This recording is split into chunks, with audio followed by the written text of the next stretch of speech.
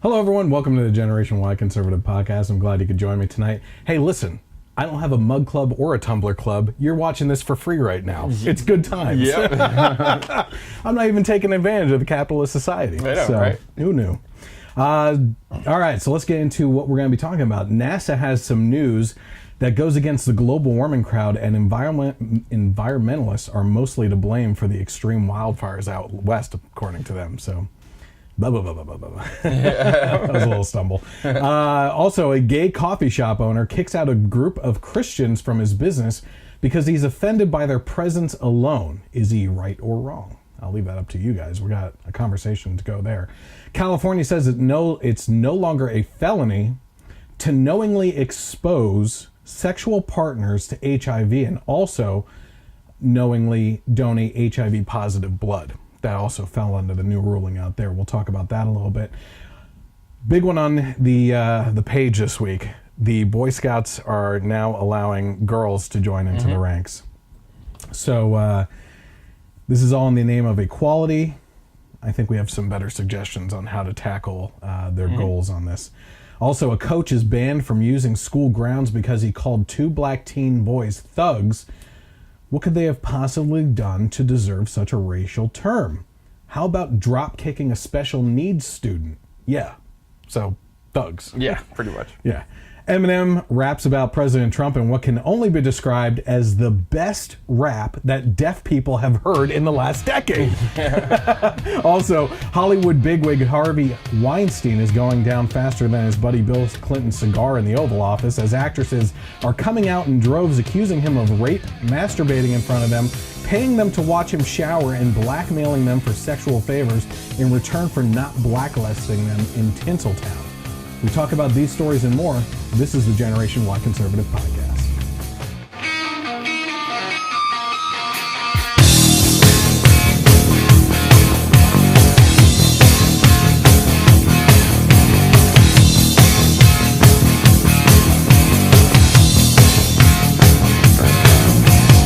Everyone, welcome to the Generation Y Conservative Podcast. I'm glad that you can join us tonight where the truth is greater than agenda. You can follow me on social media. Right now, you may be watching on Facebook, and if so, head over to that corner over there, hit the share button, hit the like button over here, and start commenting and let me know that you're here because I'll actually see those popping up as well. You can follow me by going to the Generation Y Conservative page on Facebook. Just search for the Generation Y Conservative. Hit the like button, and also under the follow button, you can get notifications when we go live with the podcast, which is typically on Thursday or Friday nights. Also, in regards to the podcast, the audio portion of this podcast is re-aired on Sundays from 3 to 6 p.m. on KLRN Internet Radio. You can find them by searching them online. And they have graciously put me onto their iTunes account as well. So if you're looking for a podcast on the go, listen to it in the car, listen to it at work instead of working, you have 3 hours to kill with my podcast. And how great is that? Yep. So you can go and find me on iTunes as well. It's actually the Generation Y Conservative by KLRN Internet Radio. At the bottom of your screen right now, you may be watching. You can also find me on YouTube. Search for the Generation Y Conservative on there. Hit subscribe, share some videos that you find interesting. We post segments from the podcast, we post the whole podcast, and we post movie reviews. And we got a couple other things in the works as well, if I ever find the time. Yeah. So I'm working on that stuff right now. Also, on the lower right-hand portion of your screen right now, you may be seeing the Twitter handle for me, which is @GenYConservative. Without the E on the end, you can interact with me there. I'm very active in the mornings between appointments. Let's get into it. So I want to welcome back Mike, who's been off the grid for a while. Don't know what's been going on. Like actually, 2 some bad weeks. stuff. Yeah. Some bad stuff there. So I want to welcome him back. It's going to be fun. Yeah. We always have like in-tune comedy with each other there. It's going to be a good one this week. And now that I say that, maybe we'll be conflicting on Way some to things. jinx the whole thing. Oh. So if you follow along with the podcast, every month we spotlight a new charity. This month's spotlighted charity is the Nazarene Fund. If you've been watching since the beginning of the month, we've been spotlighting some of the different things that they're doing. It's actually a fund, it's a mission to rescue and restore and rebuild persecuted Christians and religious minorities who have become refugees or internally displaced by the genocide in the Middle East.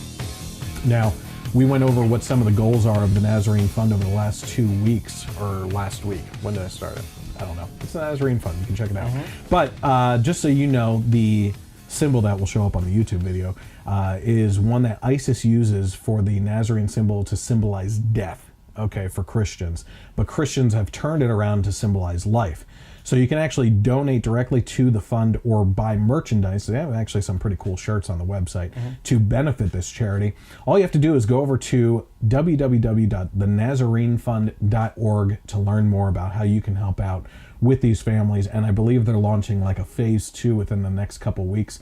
I don't know what that is yet, but they've saved like 1,800 families or something like that, which equals, I think, over 8,000 people in the Middle East. So it's a great opportunity for you to get involved and save some people, like, literally save their lives. Yeah.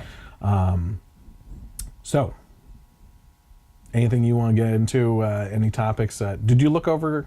Yeah, I briefly looked over everything we were talking about. Anything I'm not including that you wanted to talk about at all? No, I mean, all the major stuff that happened this week, I feel like, is in there. I mean, and there's major stuff happening during the week. Who would have thought? Yeah. So there was one thing that I was thinking about earlier this week, and I can't remember what it is. But if it comes up, I'll bring it up. Okay. Hopefully, not an inopportune time. Yeah, just jump in with it. Well, let's switch gears. Yeah. Let's go with your topic instead. Okay, so let's get into, we'll go head down to Texas, all right? So you wouldn't believe what's happening in Texas. As reported by The Blaze, a Texas teacher promised extra credit to students if they got the flu vaccine. Now, we've had conversations in the past on vaccines. Yeah. And I made you think a little bit. I saw the gears turning. I didn't say you agree with haven't me, gotten flu vaccines in forever. Neither have I. I was actually warned against it, actually, from my doctor. For some reason, because I had cancer and whatnot, so they recommended that I don't. Yep. Yeah, we don't really do flu vaccines. Yep. So this teacher is at Lake Dallas, Texas high school, and she's being accused of discrimination after she offered extra credit only to students who received the flu vaccine. A mother of a student exchanged emails with the teacher that read like this: "My son is a student in your pre-app biology class. He came home mentioning extra credit opportunities. Can you tell me what the options are, please?" the boy's mother asked in the email exchange. The teacher responded with, "I told the class that I would give them extra credit, 100 on a minor grade, if they get a flu vaccine. Other than that, there's no extra credit this semester." The mother responded, "Thank you for getting back with me regarding the extra credit. We have a health issue at our house that prevents us from getting the flu vaccine. Can you please give an alternative option for," the name of the student, which was redacted, "to be able to participate in the extra credit opportunity?" And the teacher responded, "I'm sorry, miss," whoever it was, "that's the only extra credit I offer in pre-app biology." So she was unwilling to go beyond that at all. Mm-hmm. Pretty messed up. I mean, like, I don't even know why stuff like this is being brought into the classroom and actually affecting kids' grades, you know? Well, to be honest with you, it's the anti-vaxxer crowd that is they just want to absolutely nail anti-vaxxers to the wall in any way possible. Yep. Yeah, it definitely seems that way. I mean, I always kind of think of like the anti and pro vaccine debate being more around like the scheduled vaccines, you know, for kids as they grow up. I never really thought about it in just the flu shot. You know? But I guess that would be the same thing. But like I said, we've done vaccines for the kids, but we don't do flu shots every single year because we're just like, why are we? And we haven't had the problem where we've been like have a serious risk of getting the flu. Yeah. So that's why you homeschool. Right. Then you really got to blame yourself for that. Yeah, then it's already your own fault. Jeez. Okay, so Lake Dallas ISD Public Relations Director Melanie Broadstreet told The Blaze on Monday that the extra credit had been pulled and was no longer available. They said that this issue was brought to the attention of the campus administrators at the time, which was in mid-September, and resolved within a couple days. The option of the flu shot extra credit was removed and will not be used as extra credit in the future. Another parent whose child is in a different class taught by the same teacher told The Blaze their class received the same extra credit opportunity. And while she read that the teacher was told to amend her extra credit opportunity, to her there was one glaring problem, and that is her son said the teacher never announced or explained the changes to the extra credit policy. And she said all these kids are getting vaccinated and they aren't being told that they won't be receiving the extra credit anymore. So just gets slimier by the second. Yeah, you know? not only that. Yeah, so I kind of get the feeling that she's going to go through with it anyway and give the extra credit in some sort of way. You know, that just seems to be the type of person that she is. So this actually comes as another story about a mother in Detroit is jailed for a week after refusing a court order to vaccinate her son based on religious beliefs in her, from what her explanation was, amidst a fight with her ex-husband, who not only gave the child the vaccines while she was in custody, but then she got out and he had also assumed full custody as well. Oh. So, these stories. So essentially what happened was this husband and wife were married, right? Yeah. They both decided at that point in time they were not going to vaccinate. They get a divorce, and this guy suddenly wants to vaccinate his kid, right? So he goes to court over it. She says it's on religious grounds. They jail her for not doing it for a week, right? And while she's in jail, they vaccinate him. Now, I already explained all this, but what I'm not saying, didn't say before, is that these vaccinations, it was like 8 vaccinations at one time. Oh, geez. Okay? Now, I think in one of the conversations I had with you was, my argument on vaccines is it's like cigarettes, right? Cigarettes cause lung cancer, but it doesn't cause lung cancer in everyone. And the reason is that the chemicals react to your body differently based on who it is, right? So they can run whatever tests they want, right? But the side effects that are listed for these things are the risk. Obviously, right? And there's also a risk by not vaccinating if the risk is getting what you're vaccinating against. But in this case here, not only did they inject these chemicals into this kid, not knowing what the repercussions would be, but it had become at that point in time an 8 vaccination cocktail. Because they weren't doing because they had the couple had agreed to not vaccinate. They weren't doing like the step by step as they're going. So now like you decide you got to just do everything in one shot, which is crazy. And then to get out of jail and be kicked in the, well, non-balls for her, but to get out and find out that your kid has been taken away from you. You never know. Why are they getting divorced? Surprise! So I think that's just crazy. There's always vaccination stories. One of the websites that we always rip into is the I Effing Love Science blog, and just like how blatantly against anti-vaxxers that they are. And my common complaint with this is always that it always runs back to the autism argument, right? Autism has been proven false with vaccinations. Sure. Okay. Very minor argument. I can argue with you all day on vaccinations and never bring up autism, the autism point. You know what I mean? So it's just ridiculous. But the arguments continue, obviously. Obviously, we enter another week with the NFL controversy that's ongoing all the time. So the NFL commissioner, Roger Goodell, has come out and said in a letter on Tuesday that NFL players, coaches, and owners should stand during the national anthem. And in his letter, he wrote, "The current dispute over the national anthem is threatening to erode the unifying power of our game and is now dividing us and our players from many fans across the country. Like many of our fans, we believe that everyone should stand for the national anthem. It is an important moment in our game. We want to honor our flag and our country, and our fans expect that of us. We also care deeply about our players and respect their opinions and concerns about critical social issues. The controversy over the anthem is a barrier to having honest conversations and making real progress on underlying issues. We need to move past this controversy, and we want to do that together with our players." Any thoughts on why he said that? Because of exactly. I mean, this is the free market working. It is. I think it was Dave. I saw a video Dave Rubin did about it. I'm sure I don't know if you did too, but the whole thing is freedom working on both sides. The players have the right to protest. Fans have the right to boo. You know, the teams have the right to decide what's going to happen with their private teams, you know? Yes. The NFL has the right that goes with point number one very closely. Yeah, so you know, it's just...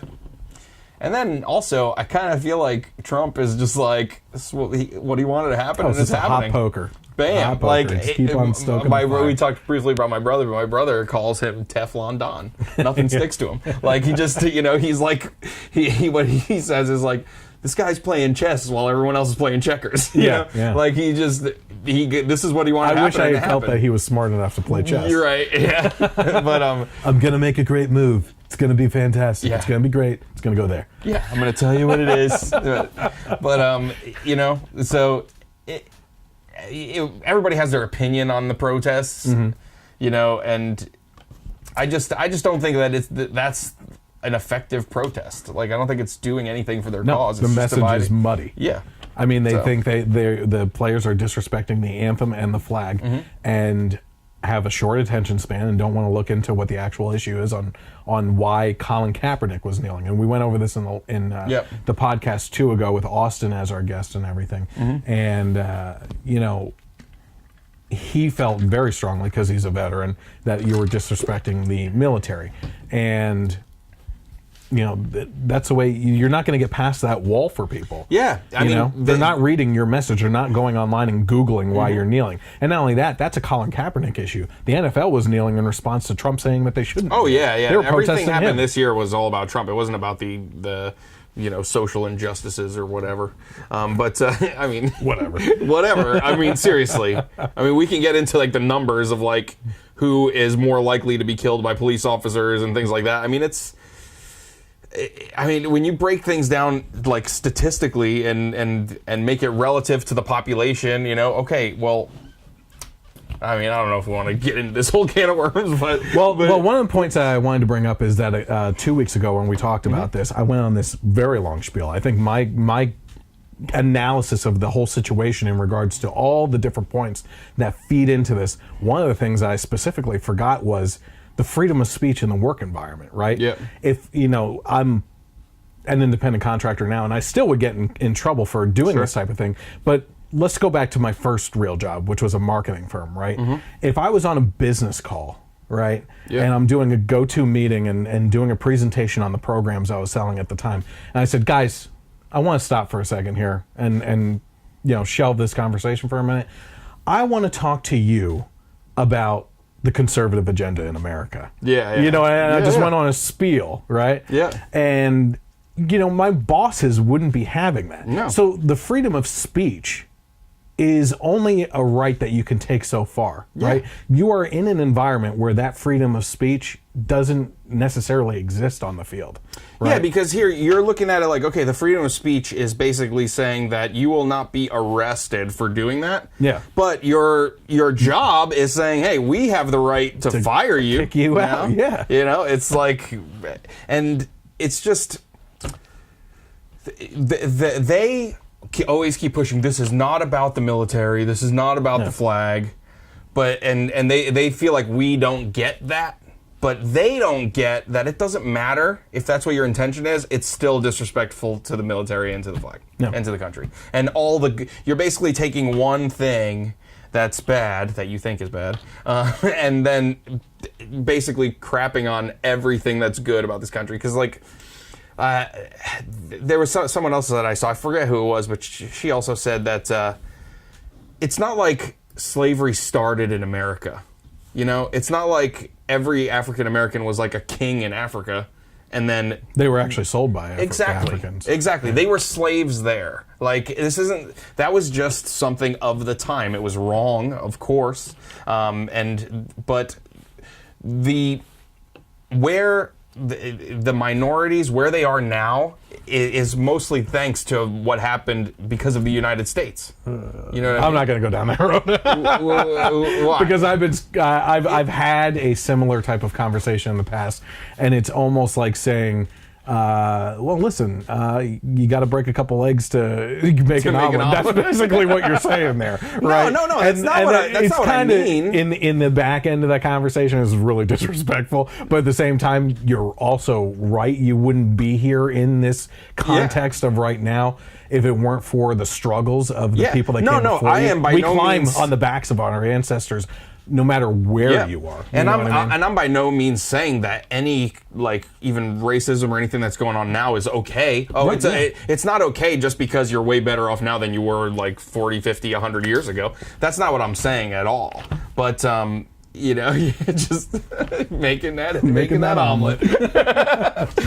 But it's just that's not that whole protest just isn't. It's not helping their cause at all. No, the message is muddy, and I think that's the most important takeaway. I think that we've said in every consecutive podcast that we have actually talked about this issue is that the message has been muddied. The fans don't care what the message is, and in order to get your point across, you need to change the format of the protest. Yeah.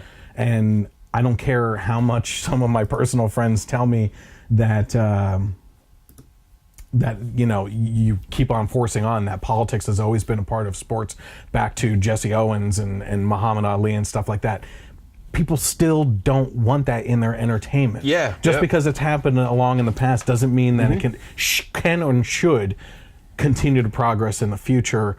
I don't like the word progress because, the issue itself should progress, right? Yeah. Yeah, but they've ruined that word. They've made progress a bad word to us. Exactly. It's like Goodell. But, I watched I think I told you about this too. They did a CNN town hall with Spike Lee was there, who he was a total idiot. But then Hines Ward, another NFL player who was a veteran, and a former NFL player who's now a pastor, and they had Q&A from the crowd and everything. And they brought on two of the players from the Seattle Seahawks who are kneeling, right? But they also talked about stuff they're doing in the community, stuff they're working with kids, stuff they're working with the police departments and how to make. I'm like, hey, all right, with this stuff, you're winning me. You're winning me over. Yeah. You're convincing me of okay, you're actually trying. The kneeling is pulling me away. You know what I mean? Yeah. So, well, look at it this way too. Colin Kaepernick was making. Do you know what his salary was? I don't remember, but it was. Was it in the millions? Yeah, I'm sure. Okay. He was a starting quarterback at the time, or not at the time of the kneeling, but the year or two before, he was like a star in the league, right? Yeah. So my question is that now he's not. Yeah. He's no longer playing football. No, he lost his job because of everything that was going on. Now, had he taken a portion of his salary, right, and did something as simple, and I'm just spitballing on a dime here, you know what I mean? Yeah. Bought a national commercial during a regular Monday night, Thursday night football game or something like that. 30-second, 15-second commercial, okay? Yeah. That said, I want to have a dialogue on race issues in America. Go to this website where I have multiple videos of me talking about things. Yeah. Would have started a dialogue. You would have known exactly what you were going to. Yeah, and you'd still have a job to keep on paying for all that. And here's I was talking to my dad too about this, and he said, I don't agree with the kneeling, but they can do whatever they want. I honestly don't even care that much. He said, but where Kaepernick lost me was when he showed up at a practice with socks on. Remember the socks where it was pigs with police hats on? Yep. So that totally invalidated his argument to me. Yeah. And that makes sense to me too. I always talk about the wall. There are certain things that you put up a defensive wall for people and you're not going to break through that anymore. Yep. If you start a conversation on the attack, that the other person, the opposing party, is going to immediately put up a wall. You're not going to get the message through to them. If you start a conversation like, hey, how do you feel about this? Start a back and forth, and then you start bringing in your opinion. You start mixing in with getting other opinions and building upon that. Now you're building bridges that you can be on the middle and burn down if you want to afterwards. Yeah, exactly. So according to the Daily Wire, the letter came out only a few hours after President Trump had suggested on Tuesday morning that the NFL should not get any more tax breaks because of the national anthem protests. His tweet read, "Why is the NFL getting massive tax breaks while at the same time disrespecting our anthem, flag, and country? Change tax law." I don't necessarily know how I feel about that, because now you're basically saying, okay, you're gonna affect law based on someone's protest, which they do have the right. Well, Trump has been doing that a lot this week with his tweets. Yeah, and this is all, again, I don't think, and I could be wrong, but I think this is just him talking to affect change on its own. Wait, who? Trump. Yeah. He's not going to change tax law, but he's throwing this out there to get it to happen organically on its own, which is exactly what happened with Goodell then putting out this letter.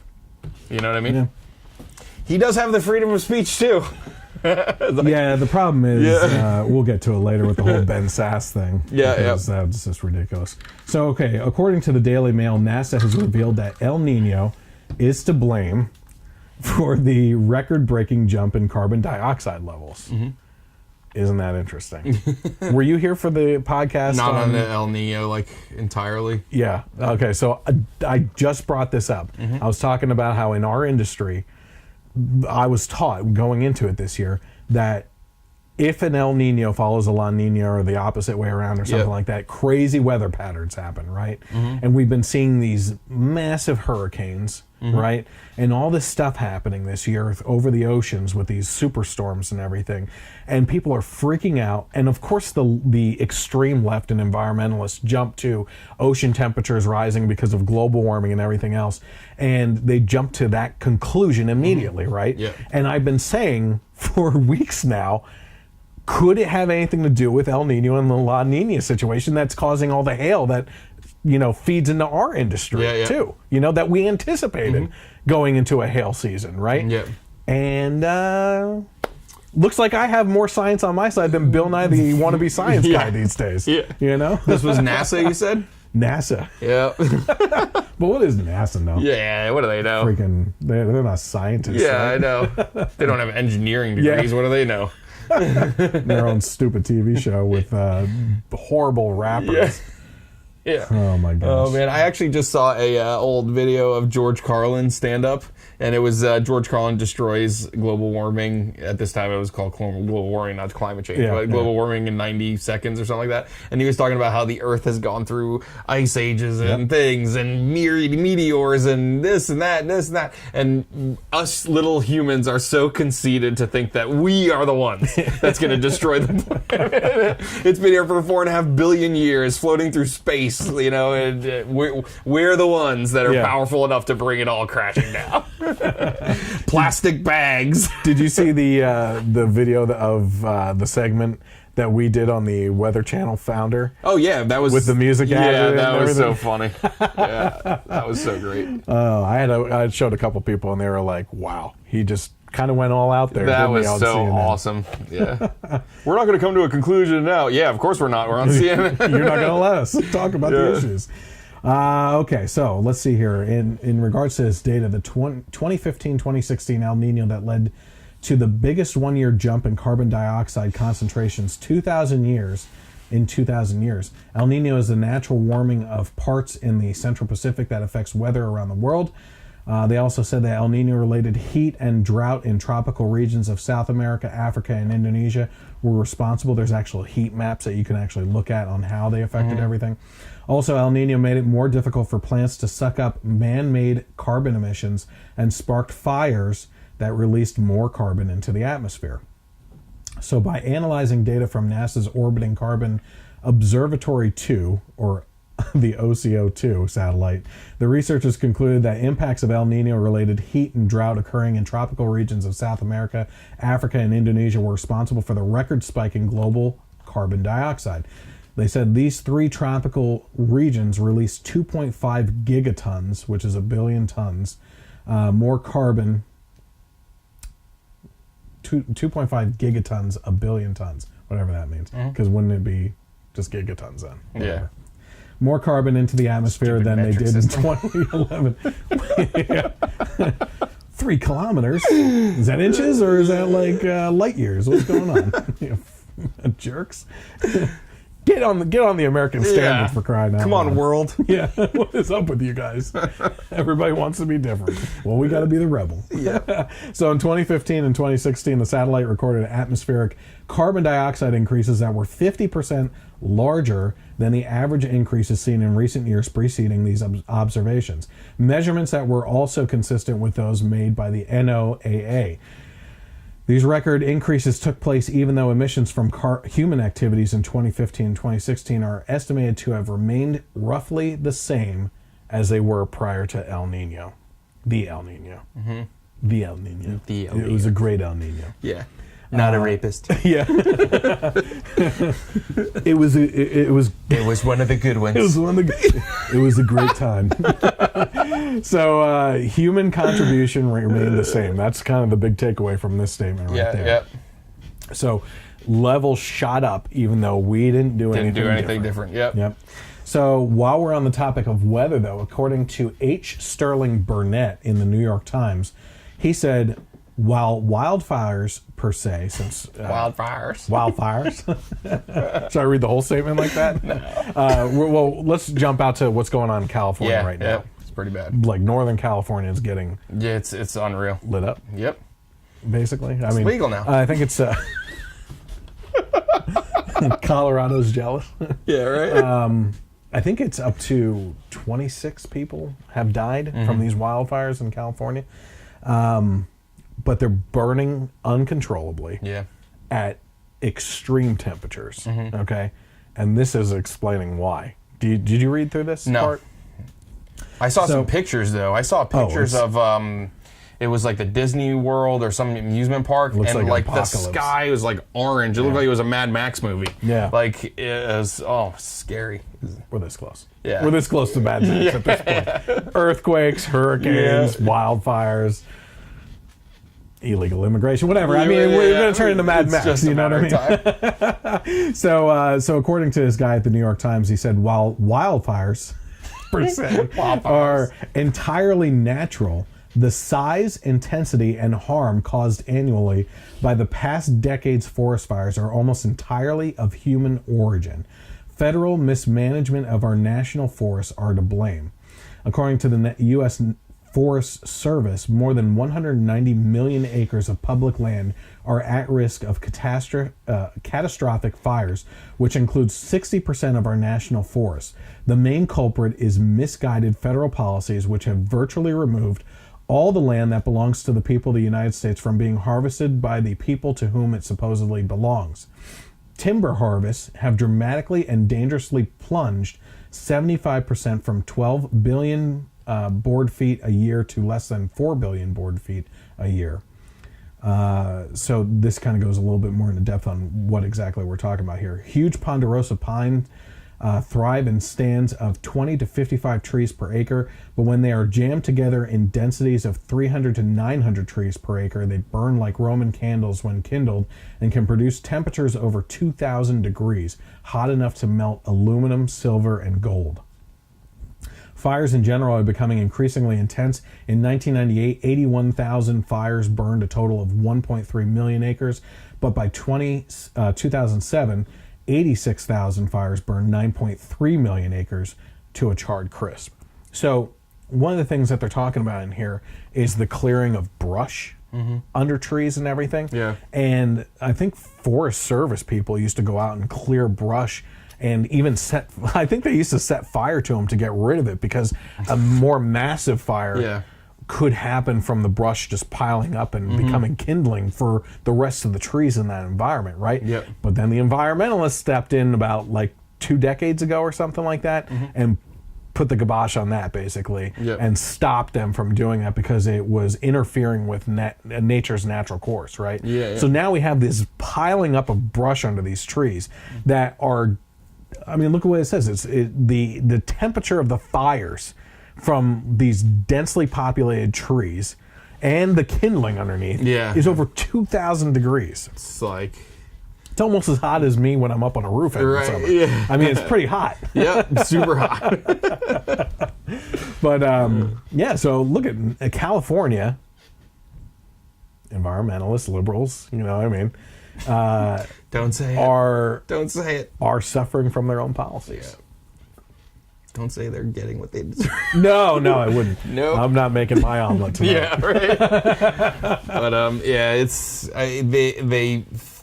it's just the the thinking with your heart, just like, oh, we're disrupting nature, blah, blah, blah, and not seeing the consequences of what could happen, or even looking at the reason of why they were clearing out that brush to begin with, Yeah. Big long comment. Hey, Karen, here we go. The power of suggestion can be so strong, spoken by one little person or someone very powerful. If the issue is talked about all the time, people start to believe whether it's true or not. But it's great to see conservative folks speak up and challenge the alternative views. So I think we're talking about, I think she was talking about the NFL stuff there, maybe. I'm not sure. But thank you, Karen. Thank you for joining in. Yep. That's what I'm looking for.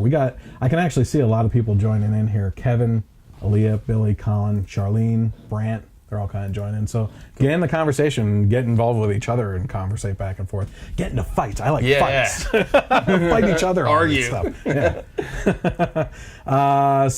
He ended this article. Bottom line: if you are an environmentalist or someone who simply values the sanctity of human life, you ought to be the biggest supporter of responsible logging on the planet. I brought up this point with my sister who was visiting from Colorado this weekend, and I kind of got this glare from everyone in the room that I was wrong. Yeah. But I've heard the statistic over and over again that there are actually more trees in the United States now than when America was discovered post Native Americans or indigenous peoples or whatever. But I mean, the thing is that our logging industry now has these procedures in place where they plant more trees than they cut down in those areas, right? So supposedly, and this is just what I've heard on multiple occasions, there's supposedly more trees in the United States now than there ever was. Are they counting like little bonsai trees that people have in their house and stuff? You know, they do the census takes a while. Yeah. To get these trees. So one of the articles that's getting the most attention on my Generation Y conservative page right now, and the internet as a whole, was actually one of the trending topics on Facebook a couple days yesterday, the day before. I don't know. My week has been blended together. Was that the Boy Scouts have just announced that they will start to allow girls to join the ranks. So according to The Hill, the Boy Scouts of America will now allow girls to join the organization. The Boy Scouts had announced on Wednesday. The organization's board of directors unanimously voted to let girls into the Cub Scout program and create a program for older girls to allow them to become Eagle Scouts, their highest rank, the group said in a release on Wednesday. Girls will be allowed to join the Cub Scouts in 2018, and the program for Eagle Scouts is projected to begin in 2019, according to the release. Cub Scout dens will each remain single gender, either all girls or all boys. So it's what, like the group will like Cub Scouts? Yep. Yeah. Okay. Yeah. I never did say anything about the Boy Scouts. Yeah, I never did Scouts of any kind, so this is all kind of new to me. My initial reaction is like, listen, why can't we just have the boys be in the Boy Scouts and the girls be in the Girl Scouts? Whoa, wait. Girl Scouts? Yeah. There's a thing called Girl Scouts? Yeah. I mean, I just know they have cookies. I was going to suggest that they come up with an organization for girls that's similar to the Boy Scouts. So here's what I did. I saw some video on this though, and it kind of opened my eyes a little bit as far as a little bit deeper into what was going on, and also some differing viewpoints too.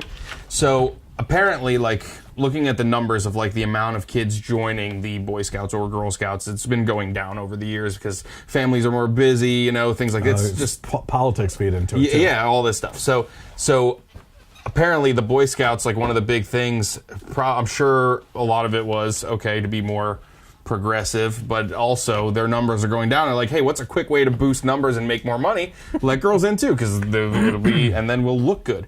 So the Girl Scouts are apparently really pissed off the Girl about Scouts, this. They are not feminists, happy about this. the left and is you pissed would off as a whole. you would think that like feminists would be like, yes. Nope. No, but you now. know why? Because they're saying that men are better leadership roles in these types of clubs. And here's the other thing, though.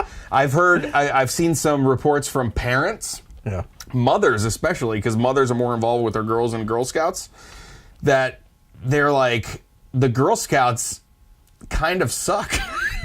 Yes, because it's like they have to do like however much paperwork for everything, administrative stuff. Like the parents have to go in and do classes like however many nights a week. Where meanwhile she sees her son in the Boy Scouts. They just go camping. They do whatever. They're just having like she was like, I wish my girl could just do this. I don't want to do this anymore. Isn't the point for the Boy Scouts to get to a point where you're like, go in the wilderness, survive? Yeah, exactly. You know, it's like no paperwork, no supervision, no administrative. Just come back in a couple days and we'll see how you did. Yeah. So where's Jimmy? And what the heck is going on there?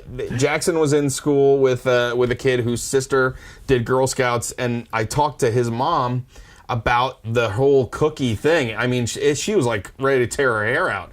I got a garage full of cookies, and we got to do all this stuff, and blah, blah, blah. Like, so when I'm kind of like looking at this, I'm like, man, that sounds awesome. Yeah, I know, right? But these parents are probably like would just wish their girl could just do Boy Scouts. So instead of making boy, Instead of making Girl Scouts great again.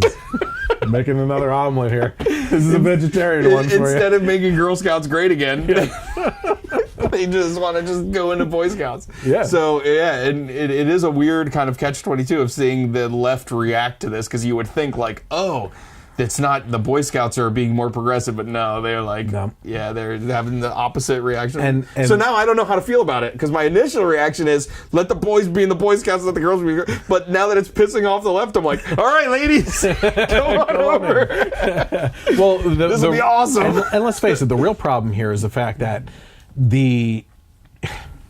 look, there's so many examples that you could give of this, right? But if you have two comparable things going, right, and one is doing better, you don't abandon this one and join that one. Yeah. You make this one better. Make it great again. Yeah, I mean, they have a leadership problem, which is, I think, what the Girl Scouts. Oh, I forgot to put that letter into here. The Girl Scouts actually came out with a letter saying we have a leadership problem and we need to fix it. Did you also see the letter, though, that they wrote about the Boy Scouts, like ripping them, basically? No. Like, at first they were like kind of passive aggressive, but then they put out a letter basically saying, like, the Boy Scouts have a, like, this problem, that problem, a child molestation problem that now they're adding fuel to the fire by letting girls into. Like, so it's... I'm going to have to agree with them. They got super pissed. Look, when it comes to so the Cub Scout level, right, little ones, are still separate. Yep. I think they have it backwards. Yeah. Okay? I think that it's like soccer, right? Your kid's in soccer, my kids are in soccer, and the younger groups are mixed because it doesn't really matter at that point. The physical nature of boys is pretty comparable to. Can I say one thing about soccer? I feel like every single game, the best players are the girls. Like, it's like there's always like 2 or 3 girls that are like just way better than everyone else. I'm like, what is happening to the boys of this country?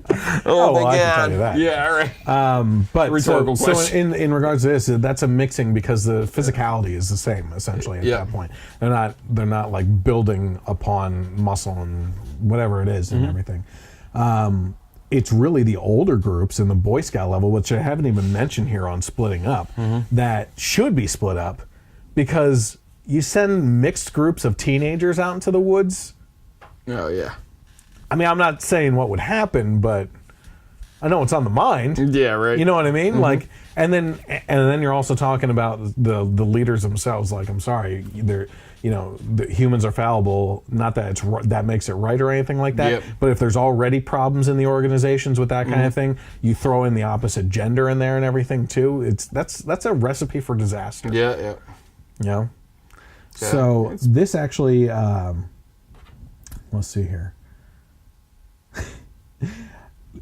Back in April, was it you or was it Brent that was on the podcast talking about that girl that wanted to join into the Boy Scouts? I think I did that one with you. Was it the, let's see here.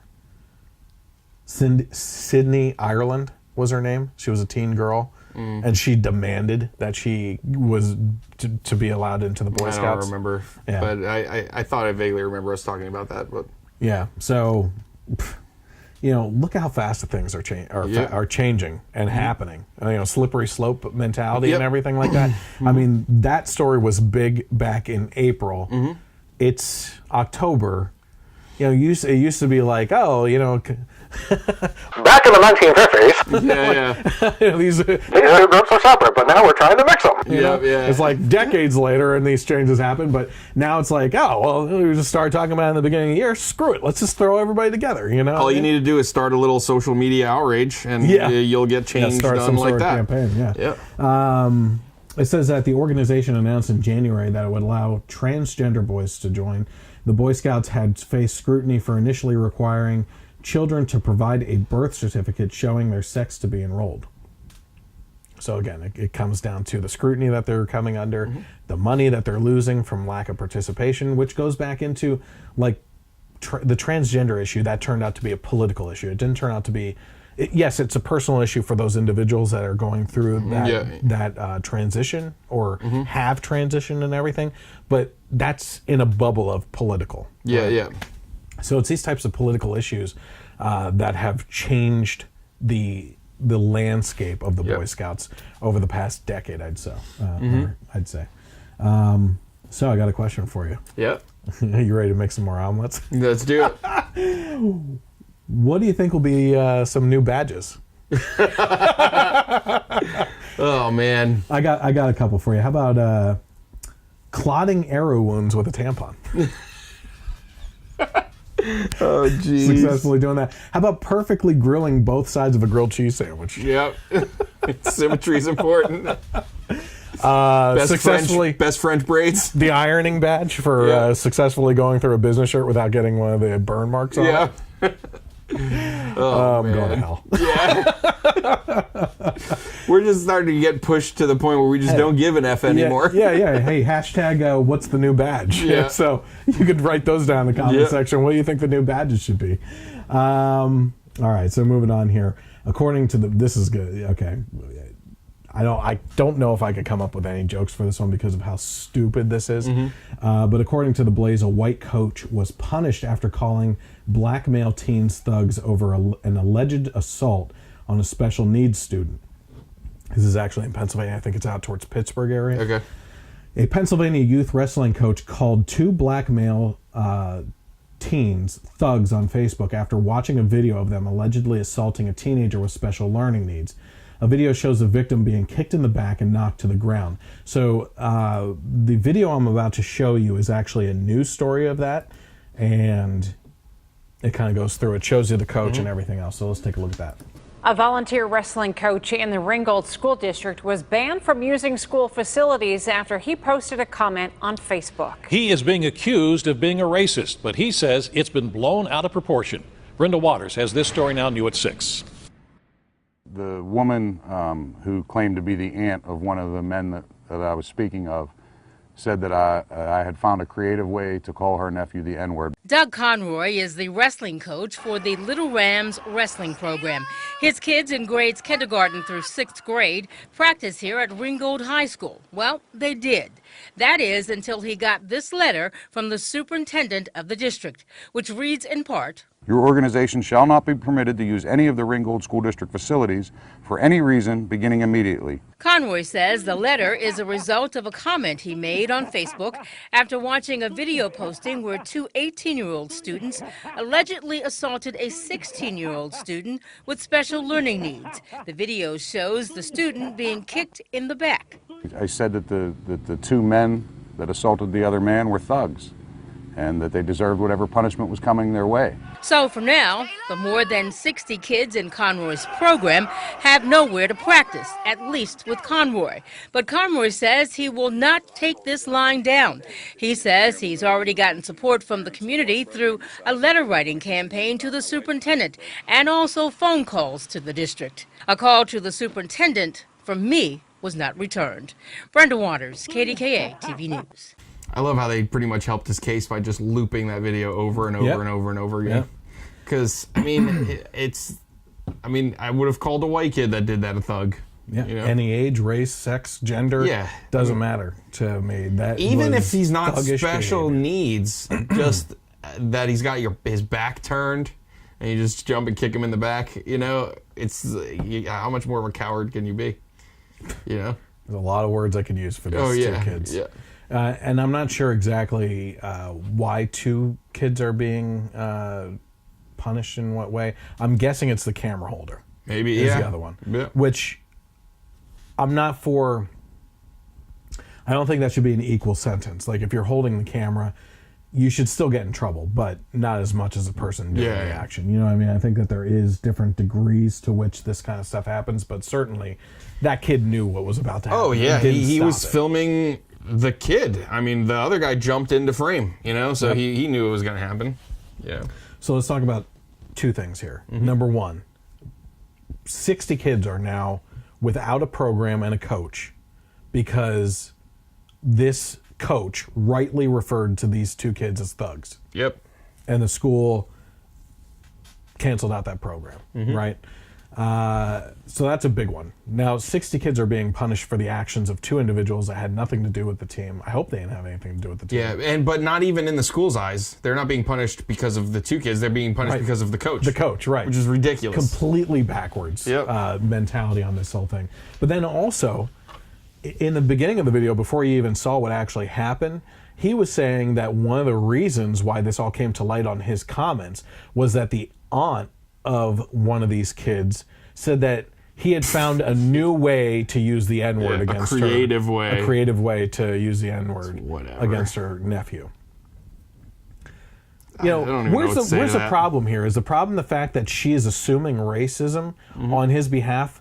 Or is the problem that maybe you have a lack of morality and principles in your own freaking family? Yep. That you should be focusing your attention more on correcting the behavior and mentality of the children in your family before you go attacking a coach who rightly labeled the action of what it was. Yeah. Yeah, I mean, I don't even know what to say to that. I mean, she should be focusing on being upset with the kid for kicking another kid in the back, not the coach. I'm not seeing a care in the world on this one. No. What I will tell you is I would encourage everyone who is watching this or in the future to write to that school or call them. Yeah. I don't care if you're not in the district. Like, what they're doing to this guy and those kids, the 60 kids, is wrong. You know? This is a point that we have gone to for years now.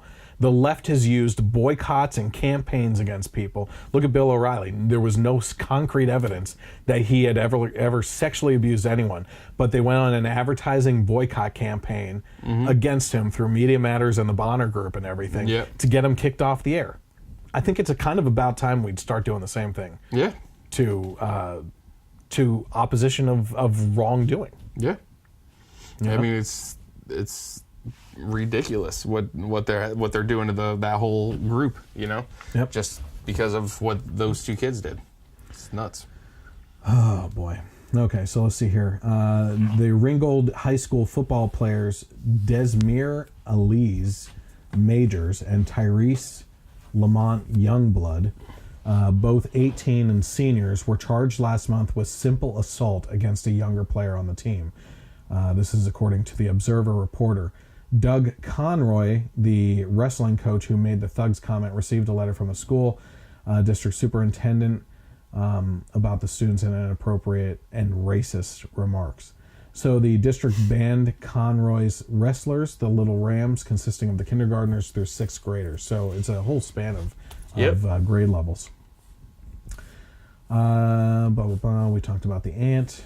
You can't even talk about it. Like the kindergartners. Like why can't we practice there anymore? Yeah. Like how do you even explain this whole story to them? Yeah, superintendent should have to explain that to the families of these individuals. Yep. Yeah, we sit down and have that conversation. Yeah, play it out. Yeah. You know? So these 2 kids kicked the special needs kid in the back, and the coach said that they were thugs and deserved whatever punishment they got. So we're punishing all of you. Yeah. And we're punishing the coach. So because of that, we're kicking all of you out of our school. Yep. Because we don't want your kind here, you racists. Yeah. Well, speaking of that, the coach said, "I have coached for 6 years young athletes, every race, religion, creed, social background, and never once have I been accused of anything like that." Yeah. Let's see here. Okay, so here, listen to the physicality of these 18-year-old students, okay? Majors is listed on the team roster as 6'4", 220-pound tight end. And then Youngblood is a 6'1", 220-pound running back. That's my size. Yeah. I'm a little heavier. But I mean, you know, me going up to a smaller kid and drop kicking him in the back unexpectedly. Unprepared, yeah. I mean, if you watch that video over again, when that kid got kicked in the back, his feet picked up behind him. Yeah. He came off and hit the ground face first. Yeah. So here's another one. The victim didn't tell anyone because he was afraid. Wilson told the station, who is the parent, I think, of the person, that his teammates told him, "Don't snitch." Mm-hmm. But they were perfectly willing to post the video online. Idiots. Like, what the hell is that mentality? Idiots. Don't snitch, but hey, we took video of us being idiots and are posting it online to show anyway. I didn't even think about that when I wrote it. Stupid. A bunch of morons. These kids, and we've talked about this before too, is in this technology age, they gotta post everything. Yeah, it's they gotta post absolutely every facet of their day and everything. Yeah, I don't get it. They don't realize how much that's gonna come back to bite them in the rear. Sure. You know? It's unbelievable. Okay. So has any of this kicked into bringing up those topics that you were thinking about? I actually did remember one. What was it? It kind of doesn't fit. So this was something I thought of, and it might be good to talk about too, as far as, pointing out deserved criticism on our own side of hypocrisy and things like that. I don't remember the guy's name. I kind of wish I would have looked it up, but it was a Republican, I think from Pennsylvania, either a congressman or a senator. I don't know if you heard this or not. But Republican pro-lifer caught sending texts to his mistress telling her to get an abortion because he covered that last week. Oh, you did? Yeah, okay, so I missed that part. So all right, we talked about. But I just, you're supposed to be telling them that you could tune in and won't listen. Yeah, I know. I was tuning in, but I didn't catch every part. Yeah. So he's a pro-life Republican. Yeah. He's telling his mistress, of all people, to get an abortion. Yeah. It just makes me sick. And then on top of that, he denounced the pro-life stances that his office put out because he said that his staffers my staff raters wrote that. Yeah. I didn't write that. I don't agree with that. I told him to stop it. Yeah, I'm going to tell him to stop. It's crazy. I mean, whether you're... you just got to call that stuff out. I'm glad you guys did, when it came out, because it's and this isn't even whether you're pro-life or pro-choice, I respect people for at least practicing what they preach. Yeah. I mean, obviously, if you're pro-choice, it's easier for you to practice what you preach, I guess, But not in all cases, because we've talked about people that have gone through abortions and then it haunts them for years and years. But, I think it was that Jimmy Dore, that liberal, did the video on it. And I replied with a comment. I was like, hey, I'm a mostly conservative, pro-life person, but hey, I got a girl pregnant once, 2 months after meeting her. And that girl is now my wife of 7 years, and we have an awesome 6.5-year-old son. So whether you agree with me or not, Batman. Yeah, whether you agree with me or not, you at least got to give me credit for practicing what I preach, Yeah. So it's how long that made my stomach turn. It was 7 years. We met in June of 2010. So we started working together the next year. Yeah, the next year. Yep. So but we were married December 11th, 2010, and then Jackson was born in May. So unconventional, but it's working out. Yeah, he's like John, the modern Jon Snow. Yeah, pretty much.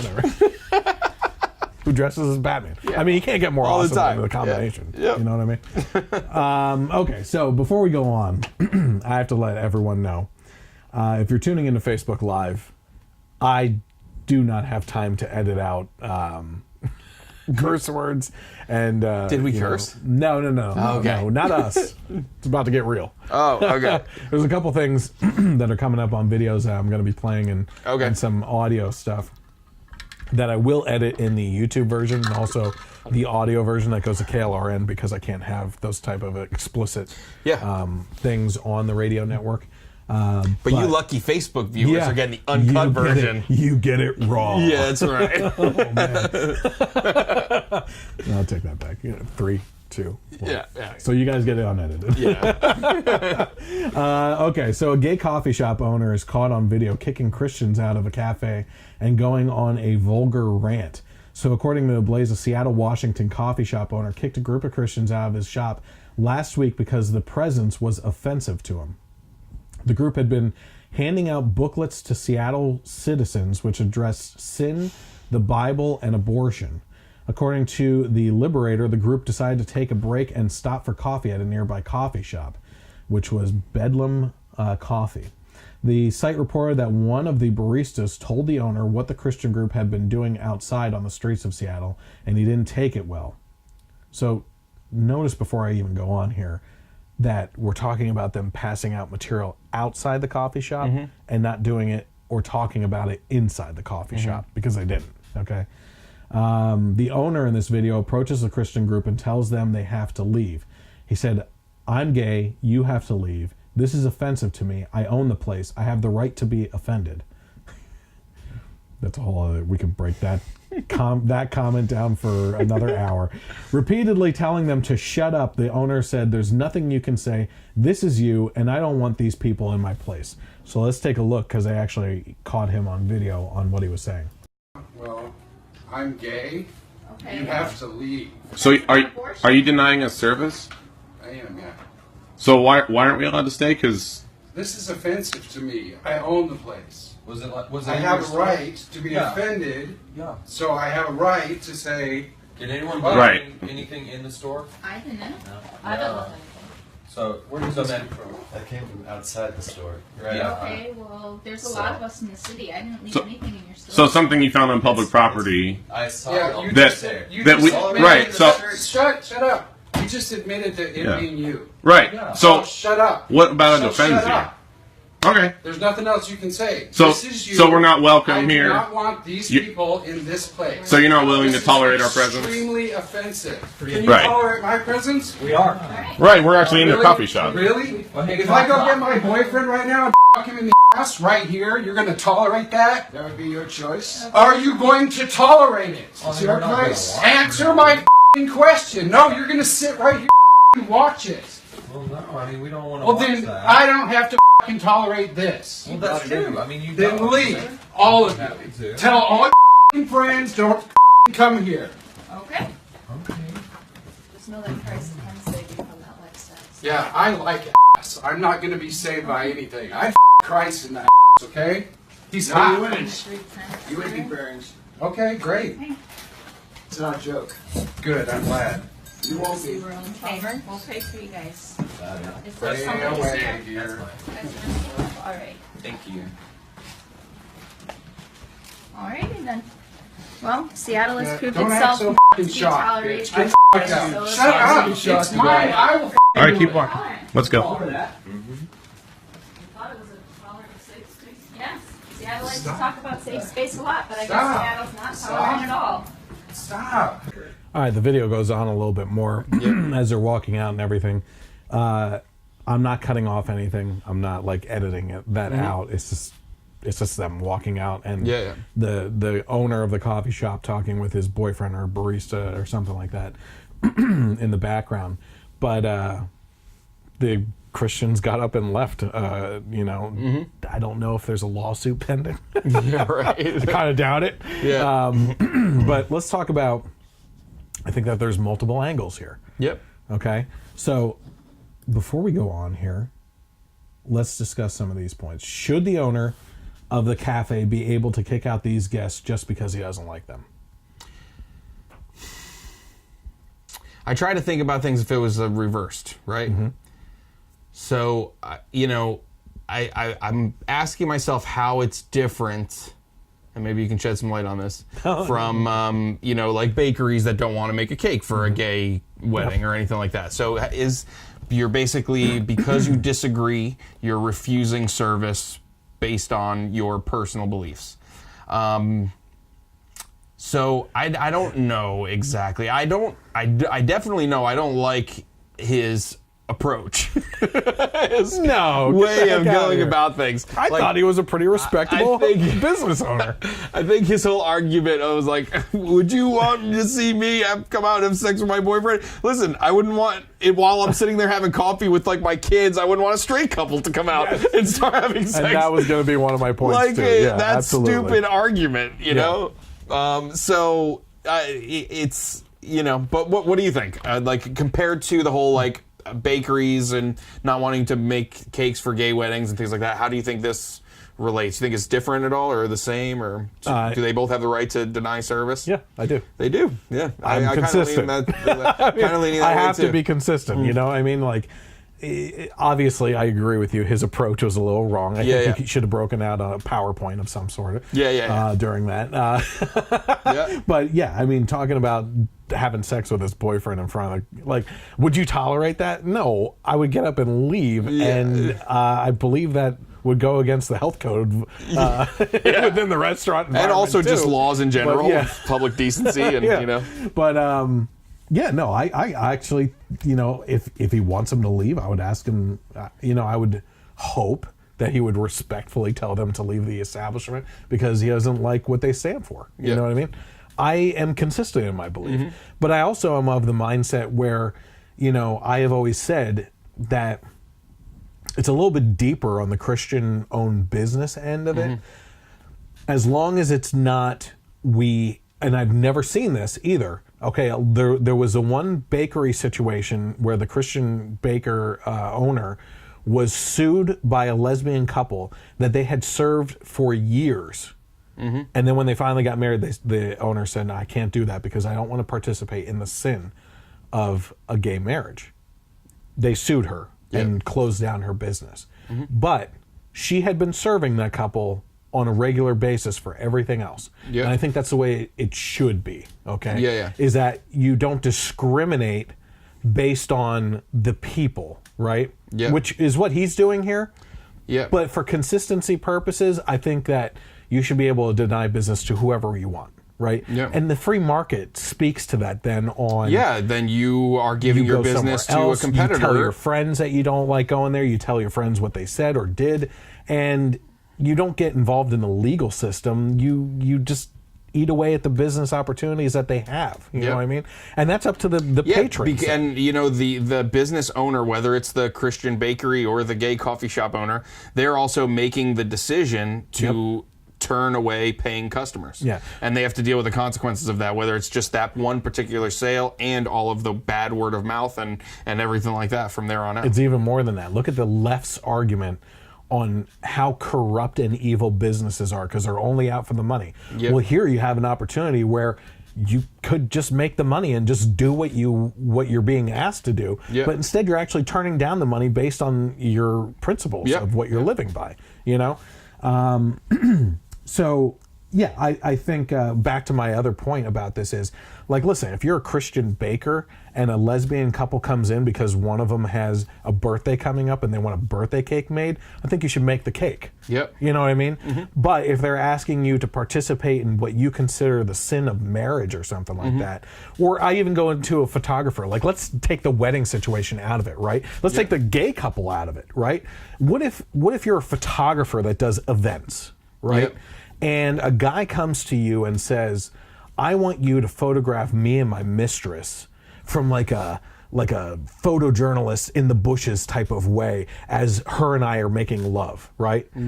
And should you not be able to turn that down and say you're a disgusting idiot who's cheating on your wife, that I completely disagree with that sin? You know what I mean? That's based on the principles that you're living by. So it's a very specific example. But and I really hate that he came to me with that one request. I'm not even a professional photographer. I have an LG phone. Doesn't make any sense to me. But so that's whatever it is. So did the owner act appropriately? No. Is the next question. No, not at all. I mean, but way over the top. Making omelets tonight. We're on to the bacon. Did we expect subtlety? No, from the gay coffee shop owner. So how about this? Flip the coin on the exact situation. Did the Christians act appropriately in how they were confronted in their reaction? They were kind of, for me anyway, they were kind of starting to push it, a little bit, They were staying calm. They weren't yelling. They were asking so you're denying us service, and we're not welcome here and everything like that. I totally agreed with what they were saying at the end about, you're supposed to be the tolerant ones. The safe space. But they're also I think they kind of even pushed it into where he got to the point where he was like, would you be okay? If they just got up and left, that would be, But aren't you kind of interested in why are you kicking me out? For sure. Wouldn't you ask questions and try to calm the person down? How did it say how it came up again that they were outside handing out flyers? Did you say one of them told one of the employees? The barista told the owner. Oh, okay. So they didn't come in saying, we were out there handing out flyers for whatever, or No. Yeah, so they just came in. They for took coffee. a break and weren't handing anything out, weren't talking about it. Because didn't the owner have one of the flyers? Yeah, he went outside and found one. Oh, okay. Yeah. Pretty crazy. Yeah, it's a weird situation. How about, let's see here. Are answers in regards to this consistent with the answers the right gives in regards to Christian business owners who refuse to participate in LGBT rights, which is exactly what I talked about. Yep. You know, it depends on who you're talking to, but I remain consistent in my viewpoint, which is, you know, if you boil it down, I think you should be able to refuse service for whatever the heck you want and let the free market decide. Yeah. Okay, so this, oh my word. Like if someone came into your shop and was a pedophile, I would not want to. I would want to kick them out, even though they're just there to buy a coffee. You know. Yeah. So, yeah. I got a picture of you hanging on the bulletin board over there on what you do. I don't want you anywhere near my child slave labor making cupcakes in the back. That's right. Jerk. Yeah. I don't need distractions. Yeah. Shut up back there. The assembly line is running smoothly. Okay, so speaking of the West Coast and their antics out there, California has decided that knowingly exposing others to HIV will no longer be a felony. Crazy. This is crazy. According to the LA Times, Governor Jerry Brown signed a bill Friday that lowers from a felony to a misdemeanor the crime of knowingly exposing a sexual partner to HIV without disclosing the infection. The measure also applies to those who give blood without telling the blood bank that they are HIV positive. This means it's an even bigger risk because this doesn't even involve sex with HIV positive people, but also life-saving blood transfusions. I mean, this your life is on the line. You're expecting a blood transfusion, and now you're saved, but not really. Yeah. I mean, that's amazing to me. Yep. I mean, you hear about the AIDS epidemic of like the 80s and stuff like that. Isn't this kind of opening another door to it? Oh, God, yeah. Yeah, it's like, I mean, you got to wonder, it obviously has to be a thing, but you got to wonder how many people are twisted enough to know that they have this and not tell someone and still have unprotected sex or donate blood. But, I mean, it's like, why? Like, you're basically saying that is the same as, like, just, you know, smacking someone in the face or something like that, you know? Yes. Number one, I have a story about someone over in the UK who has maliciously... Oh, yeah, I've heard about this too. On purpose, they're trying to purpose. infect people. Like, and now I saw the guy who came up with the bill. I don't know if you read like what his arguments were for this or anything. I have some of them in here. So basically, he's saying that, you know, they want to take the stigma away from the disease, and it's not like it was in the 80s where it was a death sentence. Now people can live a long life and everything like that. But you're still knowingly changing someone's life for the rest of their life. Yes. You know what I mean? And that's just, if you do that, you're just like a crap person. You know what I mean? Like, it's just, least. And you deserve, you know, to be punished as a felony, you know, and not just a misdemeanor. You are giving possibly someone a slow, torturous death. And you think that's a stigma? Yeah. And even if or you want to destigmatize that? And even if they're not going to die, you're still like, okay, now they have this medical thing they got to deal with for the rest of their life and medication, and now they might not be an absolute crap person like you, so now it's something they will have to disclose to people in the future, and it's like, it's just not only that, you have diminished their options for life partners. You know, because that's a rough bump to get over. All right, I'm about to make another omelet. But between the forest fires and this, at what point is California just going to kill itself off completely? Yes. No kidding. Oh, God. Moly. They're bad. Yeah, they're bad. So modern medicine allows those with HIV to live longer lives and nearly eliminates the possibility of transmission. Bull. Yeah. So according to State Senator Scott Wiener, Democrat in San Francisco. Why is it always a Wieners? Yep. And Assemblyman Todd Gloria, Democrat of San Diego, authors of the bill. That's what they said. Today, one of the things I said, let me repeat that. Scott Wiener and Todd Gloria. If you're in California, you should keep these two in mind and get them the hell out of office. Yeah, for sure. They should be done. Let's see who said that. Wiener. Wiener said, today California took a major step toward treating HIV as a public health issue instead of treating people living with HIV as criminals. They're not criminals. Not okay? unless they are maliciously They're trying not to criminals, infect people. okay? The act of not disclosing the disease to someone else when you know you're putting them at risk to get it, that's what makes you a criminal. Yep. Not just having it. He said HIV Wiener. Idiots. Wiener said this. Wiener. Did you hear me? While Wiener always likes to spread crap around, apparently. Yeah. Man. You got it. There's Wiener's involved in HIV spreading, too. Yeah. Jeez. HIV should be treated like all other serious infectious diseases, and that's what SB 239 does. Republican lawmakers, including Senator Joel Anderson of Alpine, voted against the bill, arguing it puts the public at risk. He said, I'm of the mind that if you purposefully inflict another with a disease that alters their lifestyle the rest of their life, puts them on a regimen of medications to maintain any kind of normalcy, it should be a felony. It's absolutely crazy to me that we should go light on this. I agree 1,000%. Yeah, absolutely. It is absolutely crazy. In the meantime, according to The Guardian, this is what I was telling you about. A man in the UK deliberately tried to infect his lovers with HIV after meeting them on Grindr.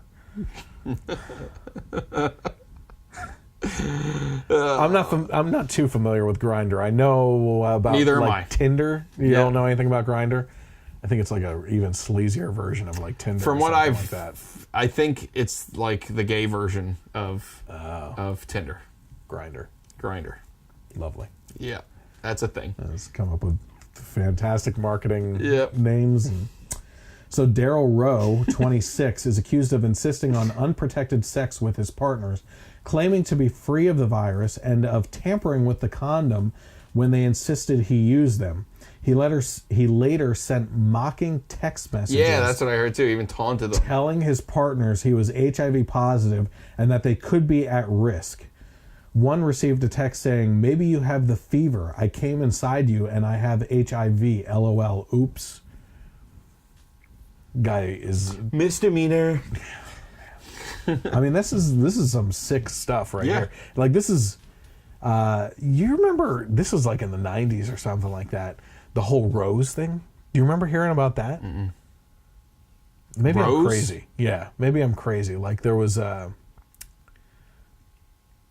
yeah. No, I'm not crazy. There was Jury's out, folks. There were I mean I'm crazy, but not on this. I think there was like a and maybe it was an urban legend or something like that. Yeah. Someone going around with HIV positive needle and like in public crowded spaces poking people with it, and then giving them a box, and it would have a black rose in it with a note that said you're HIV positive now.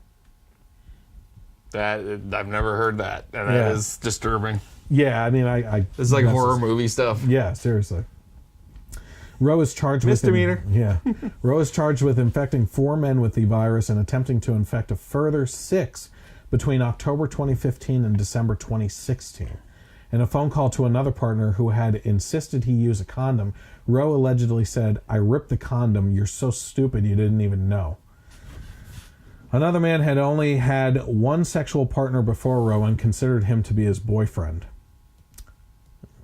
Full of bad life decisions. Right? Yeah, There's totally. a lot of bad life decisions wrapped up in that one story right there. But obviously, the point being on this one that it's just a matter of time, California. Your days are numbered. You look at the shooter in Vegas. Mm-hmm. You look at this Rowe guy, Mm-hmm. right? There is evil in the world, okay? And these are the faces of it. Yep.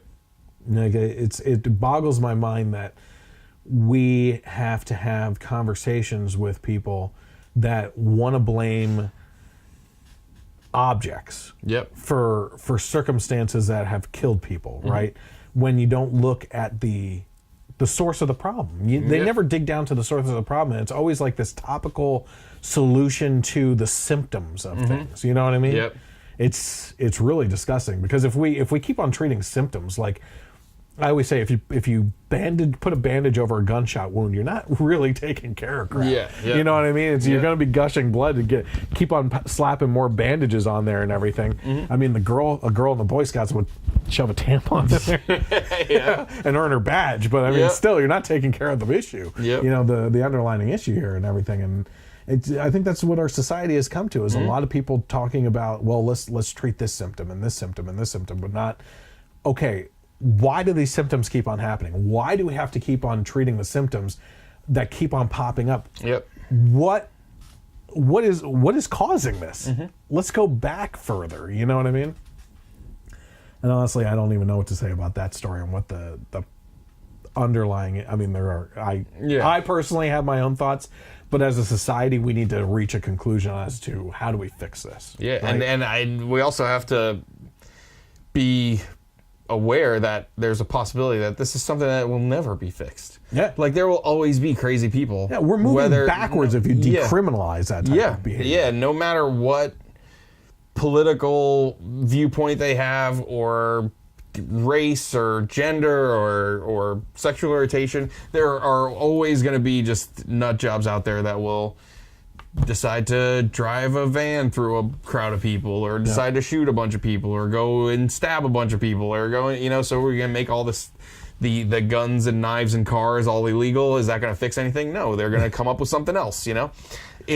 As far as the whole, as far as gun control and the whole shooting and everything, I still just don't understand how, like, you know, the left can't see that, okay, killing someone is illegal. It's against the law.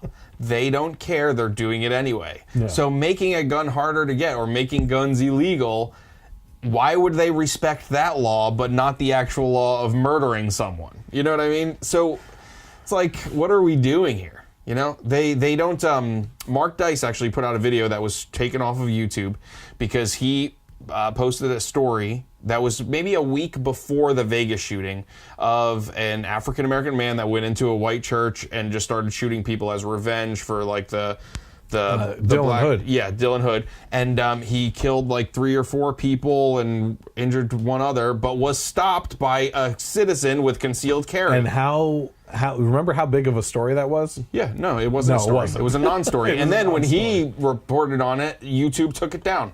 I was like, for whatever reason. Actually, just earlier today, James O'Keefe was on Steven Crowder's program, and he was saying that when people like him or Steven Crowder come up with these undercover stories or anything like that expose industries like Planned Parenthood, Acorn, the New York Times is a big one that they just went undercover with and released a video on this week and everything. And YouTube they released something on, which... They did, and he's the one that did the CNN videos a while back, right? Yep. Where Van Jones said that Russia was a big nothing burger. Yes. So he just was saying to Steven Crowder today that... YouTube is like the America of opportunity, right? Because you can't take these news stories to the biased media sources because they're not going to run them. They're too afraid of everything that comes along, the baggage that comes along with it and everything. So the only thing that these citizen journalists can do is put the stuff on YouTube. And then you have to battle YouTube for the right to even be there based on their... flight of fancy for what they find offensive at that point in time. It doesn't even, most of the stuff that they are taking down or demonetizing isn't even against their own policies. It's just that YouTube doesn't like it. Now, that's okay with me, actually, because it's a private company. So they have the right to do whatever they have the right to do whatever the heck they want, but at least be consistent, because most of the stuff that's being taken down, there's a liberal counterpart on the other end that's doing the same damn thing with an opposing viewpoint. You know what I mean? Yeah, they just talked about, I sent you the story that Philip Franco did about Casey Neistat, who's a big YouTuber, and he supported Hillary Clinton and everything, but he did a video about the shooting, and the video's sole purpose was saying, hey, we're setting up a fund, we're raising money for the families of the victims, and all of the money that I even make from ads will be donated. They took it down because they said that any video about tragedies cannot be monetized.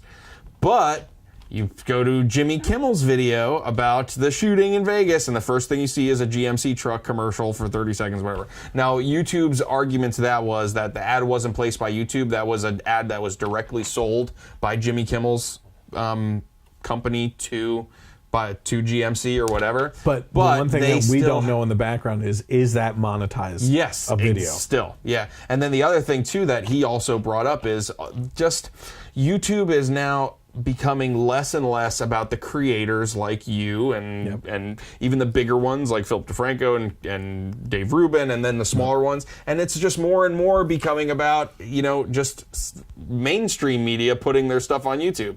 Like he mentioned that there was some video that some creator made that had like millions and millions of views within 24 hours, way more than the late night hosts. But if you go to the trending page of YouTube, it's all the late night hosts. And with that's all their actually something that James O'Keefe, undercover in YouTube, found out from this guy that those trending things are human picked. Oh yeah, within the company. Yeah, so it's crazy. Like it's something that really is just annoying to me, like the whole thing of how all that works. And you know, we talked a little bit. Are you going to talk about the Seth Meyers thing? No, don't care about him. Yeah, so what he basically said, going off of the Eminem video, which we are going to talk about, is he was inspired by the end of the Eminem video.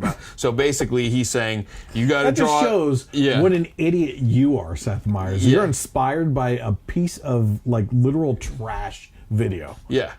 So he's saying, like, okay, fans of mine who also support Trump, you got to decide too whether you want to still stick with Trump or stick with me, who I make fun of him every day. And he's like, and I'm not a rapper, but I'm going to give this a shot anyway. My name's Seth Meyers, and I'm here to say, if you like Trump, go away. And then he literally looks at the camera and flips off the audience. So my response to that is, listen, Seth Meyers, I would love to just drop you completely. I don't watch your show anymore or anything like that, but I can't help that YouTube is shoving you down my throat without me wanting it all the time. You know what I mean? And well, we've talked about that in the past too, that all these late night hosts, especially Seth Meyers and Stephen Colbert, and now Jimmy Kimmel more now. Like the only reason why they're there in any segment that hits the trending topics is them bashing Trump. And that's what YouTube pushes to the trending page at the top every single day, every single hour of every day, and there's nothing else but Trump bashing. And people like Stephen Colbert, his ratings were tanking it's before all he started that. So, and even Seth Meyers' latest, like, he does a segment called The Closer Look, which is always just, it basically should just be called Bash Trump segment, you know? Even taking the Harvey Weinstein story. Harvey Weinstein is so closely associated with the Clintons, with the Obamas. Oh, wait till you hear some of this stuff. Malia Obama interned with him. Like, I didn't know that. You didn't know that? No. Oh, Harvey Weinstein? Harvey Weinstein, yes. Wow. Like, Michelle and Barack must be like, oh my God, what the hell's going on? But get in here. So we gotta have a talk. He's such a heavy donor to the Democratic Party. He's tied them with the liberal Hollywood. Meryl Streep called him a god in one of her acceptance videos for some award she won. Yet, Seth Meyers' Closer Look is Harvey Weinstein, Donald Trump, and systemic sexual harassment. Like, you're lumping Trump in with... Well, and just because that's the only way you'll talk about it? That's the mentality of The View. I think you and I have talked about in the past too, is, you know, they'll attack a liberal as long as they can toss a conservative under the bus at the same time. But they won't ever just hit that topic. It's always, but this person did this. So can we really be that critical of the liberal portion? Because the conservative has done it too. They're both piles of crap if they both did it. But let's focus on the story at hand, not dig up old stories that you've already bashed to death. You know what I mean? I have so much more to say, but might as well just save it for when we get to the Harvey Weinstein story. Oh, I know. So according to The Blaze, Sean Hannity has renounced his support for Senator Ben Sasse because of a tweet criticizing the president. Let me just make one thing clear on this real quick.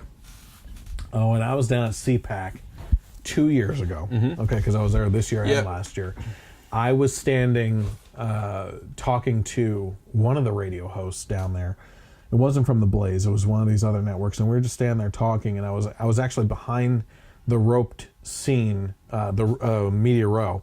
I was behind there and hanging out with the radio host, and all of a sudden Ben Sasse just rushed right by us, and Hannity and Glenn Beck were behind the display behind the radio set and everything. Yep. And they were just talking, and Sasse just like rushed in there, and you could just hear this mumbling back and forth real quick, and then Sasse left really pissed off, right? Yeah.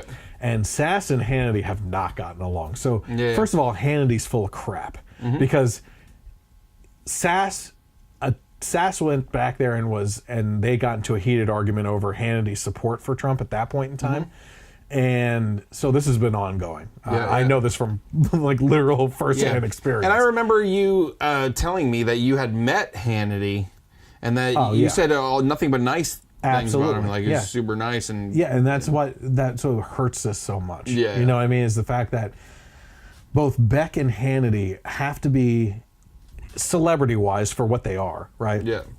Some of the nicest people I've ever met. You know, Beck, when I got into a conversation with him, he looked me straight in the eyes the whole time. Didn't like someone else in his company. I'm not going to say who on air or anything, but I think is a problem within his company. Knew me prior to the conversation because of something, and that might lead into people figuring out who this was. But when I was talking to him, he was constantly like, you didn't have his attention. Me. No, he didn't care because I wasn't important enough on his in the crowd that was there. And he's like, oh, so we got going on here. I said, oh, I saw Sheriff Clark from your station. I was like, actually, he's right behind you right now. Oh, okay, good. Hold on a second. I'm gonna go talk to, any reason to get out of there. Beck, introduced himself. I said, hey, I'm Chris Ford. I did the Blaze Hot Topics video that I sent you guys. He's like, oh my gosh, that was a great video. He's like, come over here for a second. Let me introduce you to my staff. Introduced me to the media coordinator and his personal assistant and some other people behind there. I know Lawrence Jones was talking to me a lot on stuff and was just asking me things. He's like, oh, did you, I'm going to have people getting in touch with you. And the video was great. He was just very kind, Yeah. And then you had Hannity, who, man, he was one with the crowd when he was surrounded by people. I was in the background on the Hannity show the one time. And when the camera goes off, he just lights up the room, man. He goes into the crowd, he starts talking to people. He's trying to play matchmaker with single conservatives in the crowd, hey, are you single? I'll give you $300 to take her out on a date tonight. And he whipped out the money and gave it to him to go out on a date, right? And this happened both years I was there. He did it to two different, he did two couples each time. And he just you see people talking to him, and he's this really super nice, down to earth guy. But the one thing I have to say is he is a lapdog for Trump. Absolute lapdog. And I can't understand why. Because, listen, if one of the things that annoys us on the right is the fact that an Obama supporter is... I have not met an Obama supporter that could criticize the guy for anything. Obamacare is destroying our economy, okay? Our premiums, I think, within the next 2 years or something like that, are supposed to skyrocket 200%.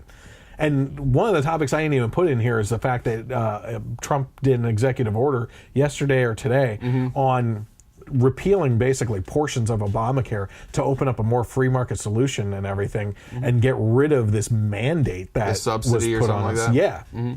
And these Obama supporters can't criticize him for anything.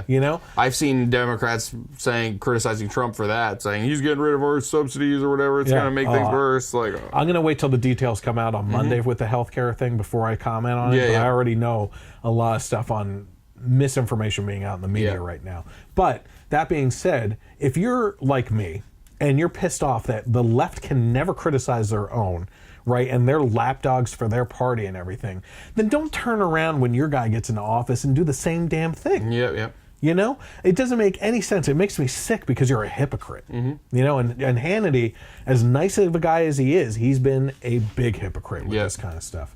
So in a statement posted to his social media account, the Senator Ben Sasse criticized Trump over recent tweets calling for the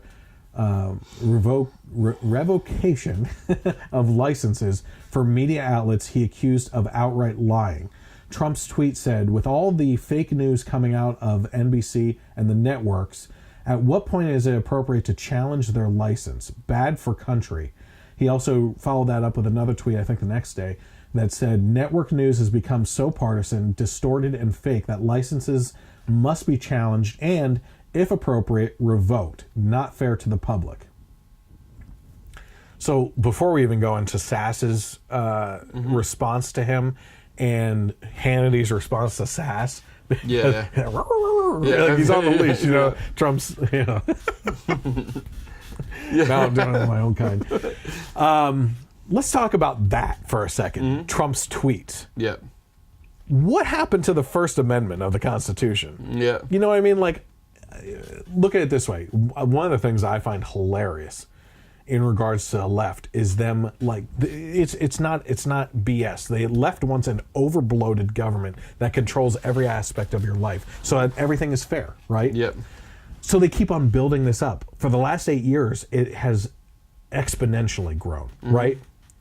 But they didn't realize that eventually that goes into someone else's hands that you disagree with. Yep. Now you have this bloated government that can use all that power and control that you gave them Yep. against you. Yep. And that's why the argument from the right on smaller government is always so dang important. Yeah. Right? Is that small government, you shouldn't have a control over my life.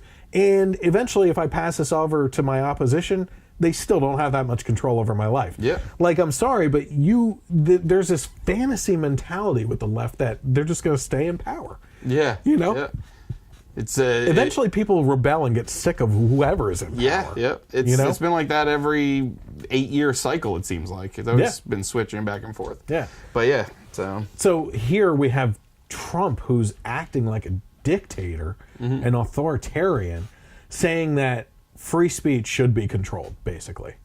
Well, listen, if you believe that, NBC, you can't revoke NBC's license. You have to go to the individual stations, which he probably doesn't even understand that. Yeah. But if you revoke station licenses and everything, weren't we kind of pissed off when Obama was attacking Fox constantly, the one Republican resource of news? Yeah. You know, that he absolutely wanted Fox to shut down. Oh yeah, right. Yeah, and Fox has ended up destroying itself. There's video after video of Obama doing the same thing. That's why this doesn't bother me that much, because it's like, no licenses are going to be revoked. Nothing. That stuff's not going to happen. And like, nobody made a peep when the one Republican or conservative-leaning news source was being just ignored and ripped to shreds and debate all the time. So now they're getting a little bit back at them, and they're like, "Oh, First Amendment. This is he's a dictator." Though. It is true, and two wrongs don't make a right, and everything like that. But I just have this like. Just because of like, I just have that little bit of like whatever. But that's the mentality that we have to be careful of with our own side. You have to be critical of your own side, or you're going to end up looking like a hypocrite, right? And the fact is, if we allow this type of thing to happen, like when the opposition takes control, and they will take control eventually. Yep.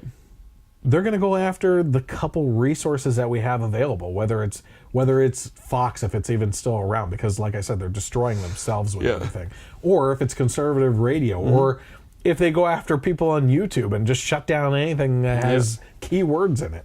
You know, you have to be careful about that kind of stuff. Yeah, no, I totally understand that. I agree with that, but just the arrogance and hypocrisy of liberal media kind of makes me just, I know it's wrong, but I'm just like, like,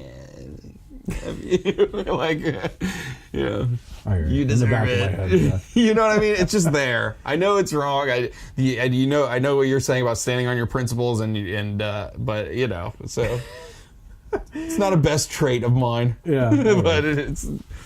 So okay, so Ben Sasse wrote, Mr. President, words spoken by the President of the United States matter. Are you tonight recanting on the oath you took on January 20th to preserve, protect, and defend the First Amendment? The tweet received more than 11,000 retweets, 26,000 favorites from users on social media supportive of his statement. It's only gone up since then. Mm-hmm. Sean Hannity responded to Senator Sasse by tweeting, "One of the biggest mistakes in my career was supporting Ben Sasse. Just useless." So, was Sasse right to criticize the president? Yeah, sure. Yep. Mm-hmm. And he did it in a very respectful way. He wasn't like being a jerk like Hannity was. Yeah. What I find funny is actually that I posted a response from Sasse today. Yeah, I saw that. It was good. Yeah. It was real good. Let me see here. Pulling it up. Where are we? Right there. "Sorry, Sean. You changed, not me. Some of us still believe in the Constitution. No president should play with censoring news they dislike." Yep. Free speech you gotta defend the most is the free speech you disagree with. Yep. It's true. All right. So, according to the New York Times, Eminem lashed out against President Trump with a freestyle rap video. Freestyle is funny. Yeah. The rapper Eminem struck out at President Trump in a video that played at the BET Hip Hop Awards on Tuesday. Question for you. What does BET stand for? Black Entertainment TV, something like that. Interesting. That's interesting. Is that not what it stands for? Black Entertainment Television? Mm-hmm. That's what I thought it stood for. Yeah. I mean, I'm not saying that Eminem isn't black. He's probably the blackest white person I've ever seen. Yeah, sure. But is he black? I mean, you can. I don't want to assume anything. You can pretty much black on the identify inside. Whatever. You know, M&Ms have the candy-coated shell, but on the inside it's they're all chocolate. colors. Yeah, they're exactly. chocolate on the inside. Yeah. So. That's the first time I ever really thought about his name and how appropriate it is.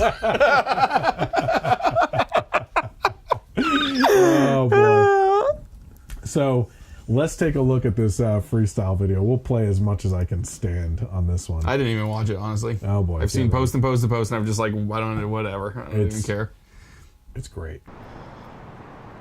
It's the calm before the storm right here. Wait, how was I gonna start this off?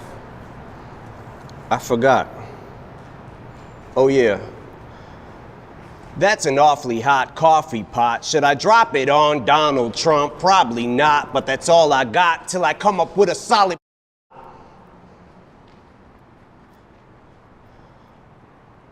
Got a plan and now I gotta hatch it like a damn Apache with a tomahawk. I'ma walk inside a mosque on Ramadan and say a prayer that every time talks,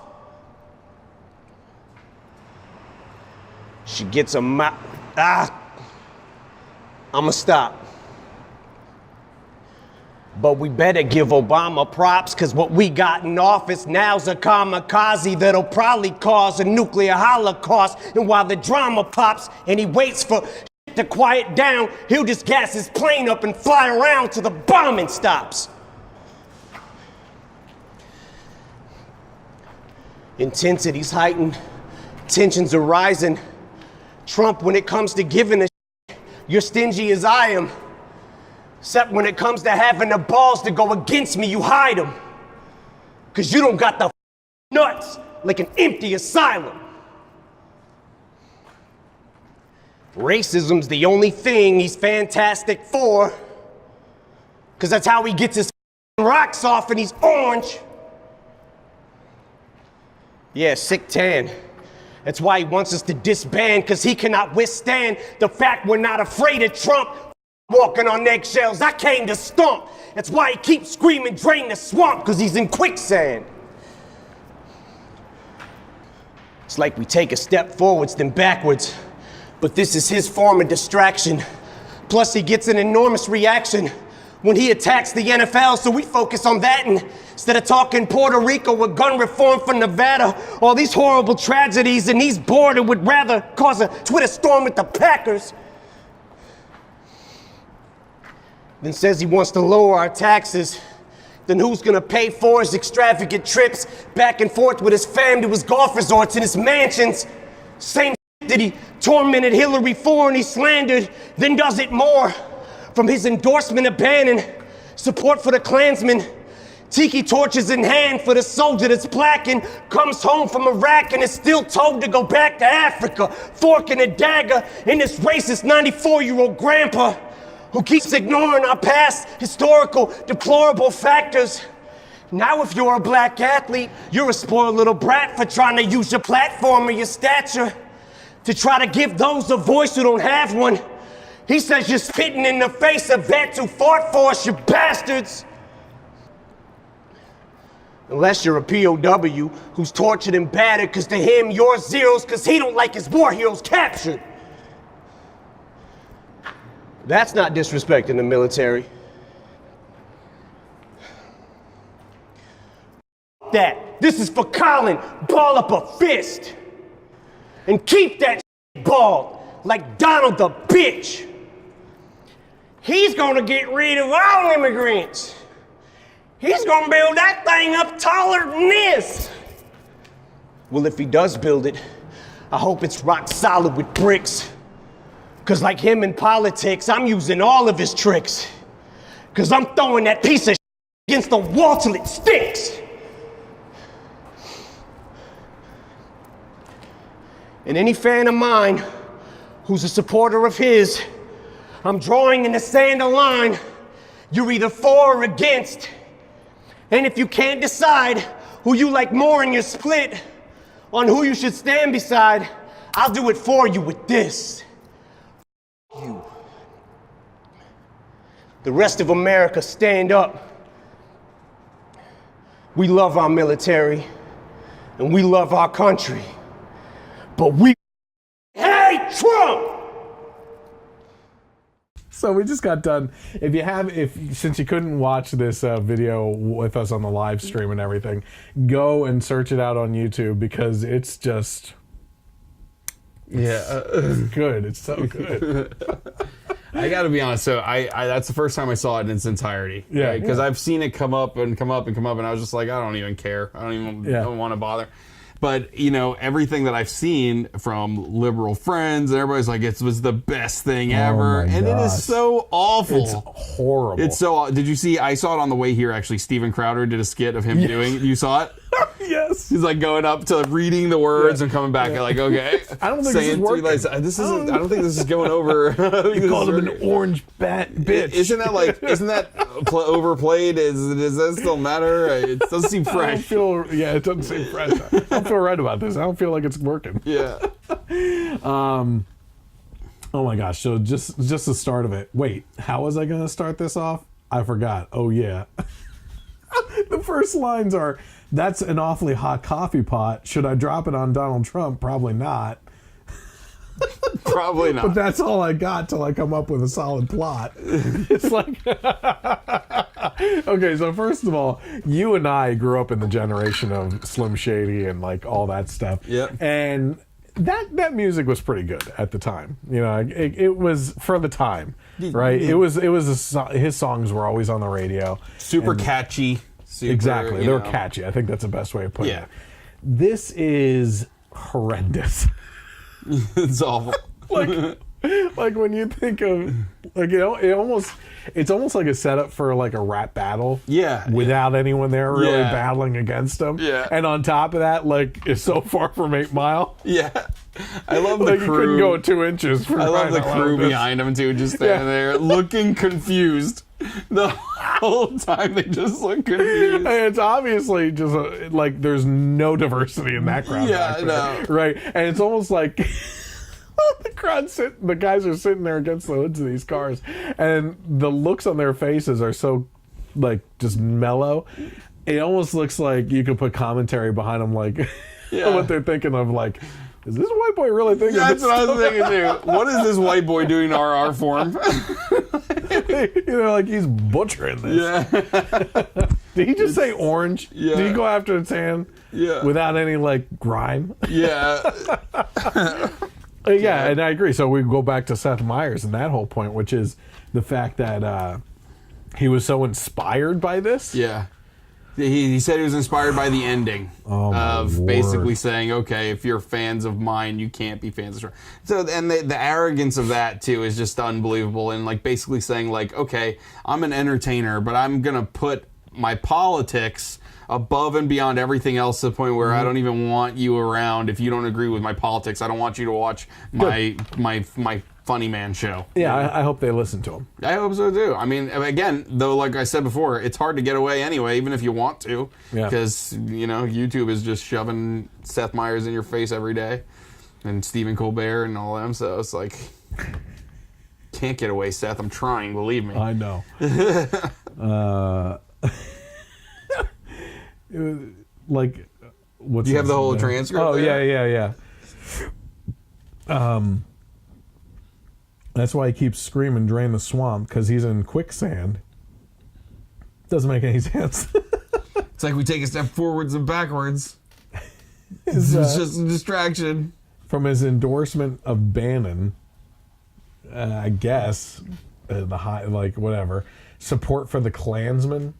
No, that was misconstrued by the media pretty hard on that one.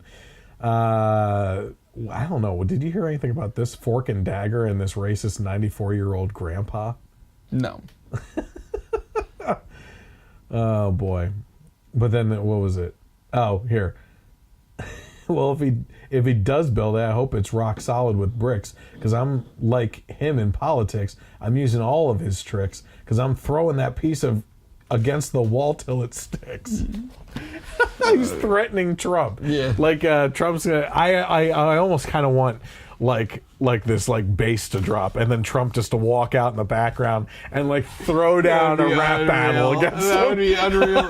Dude, someone's got to make that on YouTube of like an awesome Trump impression, like and just superimpose, like, listen, Slim Shady. I wish I was good. Your rhymes are crazy, so irrelevant. Did you see the one I posted actually of like it was a fake Trump response to that at all? So good. Hold on a second. It was on the Twitter. Your rhymes were weak when your flow was weird. It took you 44 years to barely grow a beard. Yeah. Just admit that you're jealous and acting like a big baby because everyone knows I'm the new Slim Shady. That's funny. Man. While I'm scrolling through there, by the way, that got me excited. Yeah. CNN is having another debate night between Senator Cruz and Senator Sanders, this time on the Trump tax plan. Yeah. Last time it was healthcare, and Cruz decimated Sanders. Yeah. So this one's going to be on Wednesday, October 18th at 9. Mm-hmm. So we may have to cover that next week. Hopefully there's no big stories. It'd be great to live stream it, like just watch it live and do commentary as it's going. Can. That'd be pretty funny. That's on a Wednesday, though. Yeah, it'd be tough. We could do it. It might take up the whole 3 hours, though. Yeah. You let me know if you want to do it. Yeah. I'll try to be home by 9. Mm-hmm. All right. So, well, speaking of the president here, my wife came across this post on Facebook from a page called Snowflakes. So already a winner. Yep. The picture of the post reads this: "It's sad that there are people teaching their children right now to respect the president. The appropriate lesson isn't blind allegiance. That's not an American value. The lesson should be about racism, fascism, and authoritarianism. Tell your kids there are bad people in the world who will elect evil people to be president, but soon they'll be old enough to help prevent it." It's one thing to be critical of our leadership and the public servants that we elect, but if Trump was really a fascist, her door would have been knocked down by guys in black, like SWAT team jumpsuits, and she would have been hauled away and never heard from again. That's what fascism is. It's a great point, because these people make these comparisons and have no idea. They've never been out of the country. They have no to a clue. country like this. When you think of Antifa organizing into a big group and protesting that Trump's a fascist, if he was really a fascist, the National Guard would have gone in there and gotten rid of all of them like that. That's what fascism is. But they just don't get it. They just don't agree, so it's fascism because I'm an idiot. Okay, so what I say is respect the president. I don't care. Respect the office. Yep. You know what I mean? Don't be a hypocrite, though, because you pulled the same crap when Obama was in office and scolded us every single time we criticized policies and called us a racist, and to respect the office at least. Yep. Like, you could disagree with the president, but you got to respect the office. Yep. But then the tables turn and there's a different president in there, and it's like, oh, you shouldn't respect anything about that. Shouldn't teach your kids to respect the president. Blind allegiance. We already agree with each other on something, yet I see the same blind allegiance from diehard Trump supporters as I did for the 8 years of Obama supporters. They never criticize Obama. We just got done talking about that before. Yep. Fascism and authoritarianism. Have a talk with the face of your protests right now on college campuses, with the people that are protesting free speech on college campuses. Black Lives Matter groups and Antifa groups, the ones that literally are using fascism to fight fascism and demanding the government in an authoritarian role crack down on opposing opinions and things they find offensive. Yep. How about the whole part about tell your kids there are bad people in the world who will elect evil people to be president, but soon they'll be old enough to help prevent it. Well, I noticed that they said to be president, not elect and appoint a president. So I will agree with them. Again here, there are bad people in the world who will elect evil people like Hillary Clinton to be president, but soon they'll be old enough to help us prevent it. Exactly. So, and we've gone over, you can actually watch my Hillary Clinton analysis video of during the primaries. Everything she's done since then is just icing on the cake. When we were at our friend's bachelor party, one of them brought up a great point. Her book is the only book that has the question and the answer on the cover. What happened, Hillary Clinton? Yeah. The question and the answer. Did they come up with that? No, I think he said he saw it somewhere. Oh, but my gosh, that is so funny. That is good. The question and the answer are both on the cover. Wow. So the main topic for tonight is in regards to this Hollywood bombshell news that Harvey Weinstein of the Weinstein Company, who's like the production company, basically. Huge. Yep. Like massive. Yeah, they're one of the bigger ones.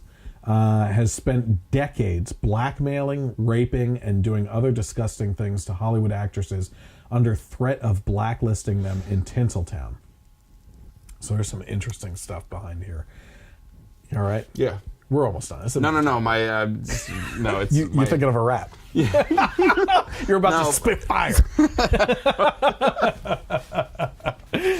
Drop it. Drop the beat. No beat. No spit and fire. Yep. So NBC News president Noah Oppenheim blocked NBC network contributor Ronan Farrow from pushing ahead with an expose on Harvey Weinstein. Farrow had already secured interviews with Weinstein's alleged victims. He ended up taking the story to the New Yorker, who gladly published his work. And Oppenheim is also a screenwriter and is rumored to be keen to move back to L.A. He wrote the screenplay to the 2016 film Jackie, among others. Oppenheim also insists that the reason the network did not run on Farrow's story when he approached NBC this summer was because the story was not complete. Bull. Yeah. Bull. On top of that, Farrow said that he had personally been threatened with a lawsuit by Weinstein. Many news organizations that cover Hollywood have faced questions about why it took so long to report on conduct that had allegedly been occurring over many years. Yet it was a difficult story that took bravery for women to come forward with details against one of the most powerful men in their industry. Weinstein was widely known to contact editors directly if he had objections with coverage, and would even put people on his payroll in returns for friendly coverage. So this keeps on unraveling. Oh, here, yeah. Right. Mm-hmm. Among Weinstein's accusers, are you ready for this? Oh yeah, I've heard a whole long list of. It's unbelievable. Yep. Gwyneth Paltrow, Angelina Jolie, Louisette Geiss, Judith Godrich, Dawn Dunning, Tommy Ann Roberts, Asia Argento, Catherine Kendall, I got a story about Lucia Evans, Mira Sorvino, Rosanna Arquette, Rose McGowan, Ashley Judd, Emma D. Cons. Yeah. No wonder she has a vagina on her head now. Yeah, right. Lauren O'Connor, Ambra Battiliana, Laura Madden, Emily Nestor, Zelda Perkins, Elizabeth Carlson, Lisa Campbell, Lauren Sivian, Jessica Hines, and Romola Guria. You didn't hear about Kate Beckinsale? Yeah, I did. I don't know why she wasn't on here. That's weird. That was one of the later ones that kind of came out, but yeah, hers was interesting because she was 17. I was going to say and she was offered young. alcohol. So what did you want to say about Asia? So Asia Argento is dating Anthony Bourdain. You know Anthony Bourdain from Parts cook. Unknown, the chef. So he put out a tweet kind of slamming Hillary because I guess Hillary did some interview like on, I don't know, whatever channel, but basically she had no idea that all this was going on and blah, blah, blah, blah, blah, blah. And so he was basically saying it's disingenuous and you're just, how could you not know how much he's done for the campaign? And then he was like, I like Hillary and everything like that, but this is, just a little too far for me. It's personal for me because my girlfriend dealt with it. So I sent him a tweet. I just said, at Anthony Bourdain, you're pretty lucky that, just imagine that if Hillary Clinton, sorry, I was if at Hillary Clinton was married to Weinstein, she would have dragged your girlfriend's reputation through the mud in order to protect her man. Yep. Because that's exactly what she did for all of... Did you get a response? Bill. No, I would. It would be great. Yeah, we would put that on there. Yeah, it's like, look who you're talking to. Are you really surprised that Hillary... I mean... This is all about Hillary power. Clinton, the one person in contact with Weinstein and Bill who they both don't want to touch. Yeah, exactly. Yeah, someone sent me a picture of her like going to Weinstein, and Weinstein's kind of like laughing and going like this. So, like the one time Weinstein was able to control himself. Oh my gosh! But I mean, this whole. His behavior, it's not about sex, right? Nope. He's a millionaire, or multi-millionaire. He could get probably like whoever he wanted to willingly have sex with him. Mm-hmm. He could also get any escort or prostitute, top of the line, whatever you could ever get. It's not about sex, it's about power. Yep. It's about basically saying, if you want to make it in this business, you need to do this with me. And there's a way of telling that it's all about power too that we'll get to. Yeah. I'll throw a little picture up on the screen. Yeah. So it's about power. Now you take the head of a movie producer, but then what's the most powerful position in the entire world? President of the United States. Yep. You look at Bill Clinton. It was the same exact thing to a much higher level as far as using your power to make someone submit to you when they don't really want to or because they're afraid to come forward or anything. Yep. So if Hillary is not gonna, basically, I mean, what you gonna do to Weinstein that she couldn't have done to her own husband, Mm-hmm. It's crazy. So while Ronan Farrow was denied his story by his own employer at NBC, there was another NBC incident that shed some light on something going on. Apparently, Saturday Night Live had some jokes about Weinstein for last weekend that they ended up cutting because they said it didn't play well with the audience. But some in the audience, however, disagreed and said the jokes were very funny. So NBC is in cahoots with Weinstein. Yeah. All the way here. Yeah, for sure. They didn't want to run the story and they didn't want to do jokes about him. Yep. Weinstein has been removed as the head of the Weinstein Company. You have been removed from your own company that was named after you. Yeah. That's how pathetic this guy is. Yeah. Now the New Yorker has obtained audio of Weinstein confessing to groping a woman in a confrontation recorded by the NYPD of Weinstein and Filipina-Italian model and aspiring actress Ambra Battiliana Gutierrez. Weinstein is heard instructing Gutierrez to come into his hotel room and sit in the bathroom for 5 minutes and drink water while he showers. Gutierrez repeatedly tells Weinstein that she does not feel comfortable and asks him why he touched her breast the previous day. "Oh, please, I'm sorry. Just come in. I'm used to that," he tells her. "I won't do it again. I swear on my children. Please come in. On everything. I'm a famous guy. Don't ruin your friendship with me for 5 minutes." Gutierrez is heard asking to leave before the conversation appears to end. Well, we have that audio for you here. So, not that one. Here we go. I'm telling you right now. What do we have to do here? Nothing. I'm gonna take a shower. You sit there and have a drink. Water. I don't drink. Don't have Can a I glass stay of water. on the bar? No, you must come here now. No. You must. Please. No, I don't want to. I'm not doing anything with you. Now know. you're embarrassing me. I'm sorry. I Don't cannot. come No, here. yesterday was a kind of aggressive for I me. know- I need to know a person I to be won't touched. do a thing. I don't want Everything, please. I swear I won't. Just sit with me. Don't embarrass me in the hotel. I'm here all the time. I Sit know, with me. but I I don't promise. want to. Please sit there. Please. 1 minute. No, I I ask can't. you. Go to the bathroom. Please, I don't want to do something I don't want Go to. to the bathroom. Come here. Listen to me. I want to go downstairs. I'm not going to do anything. You'll never see me again after this. Okay? That's it. If you embarrass me in this hotel, I'm not I'll stay. embarrassing you. It's walk. just that I don't feel comfortable. Honey, don't have a fight with me in the It's not hallway. nice. Please, I'm not going to do anything. I swear, my children. Please come in. On everything. I'm a famous guy. I'm feeling very uncomfortable right Please now. come in now. And 1 minute. And if you want to leave, when the guy comes with my Why jacket, you can go. yesterday you touched my breast? Oh, please, I'm sorry. Just come on. I'm used to that. Come on. Are you used to that? Yes, come in. Because No, but I'm not used to I that. won't do it again. Come on. Sit here. Sit here for a minute, please. No, I don't want to. If you do this now, you will embarrass me. But no. Right? Never call me again. Okay? I'm sorry. I promise you I won't do anything. I know, but yesterday was too The much guy's for coming. me. I will never do another thing to you. 5 minutes. Don't ruin your friendship with me for 5 minutes. I know, but it's kind of like, it's too much for me. I can't. Please, you're making a big scene here. No, Please. but I want to leave. Jeez. Yeah. Thank you.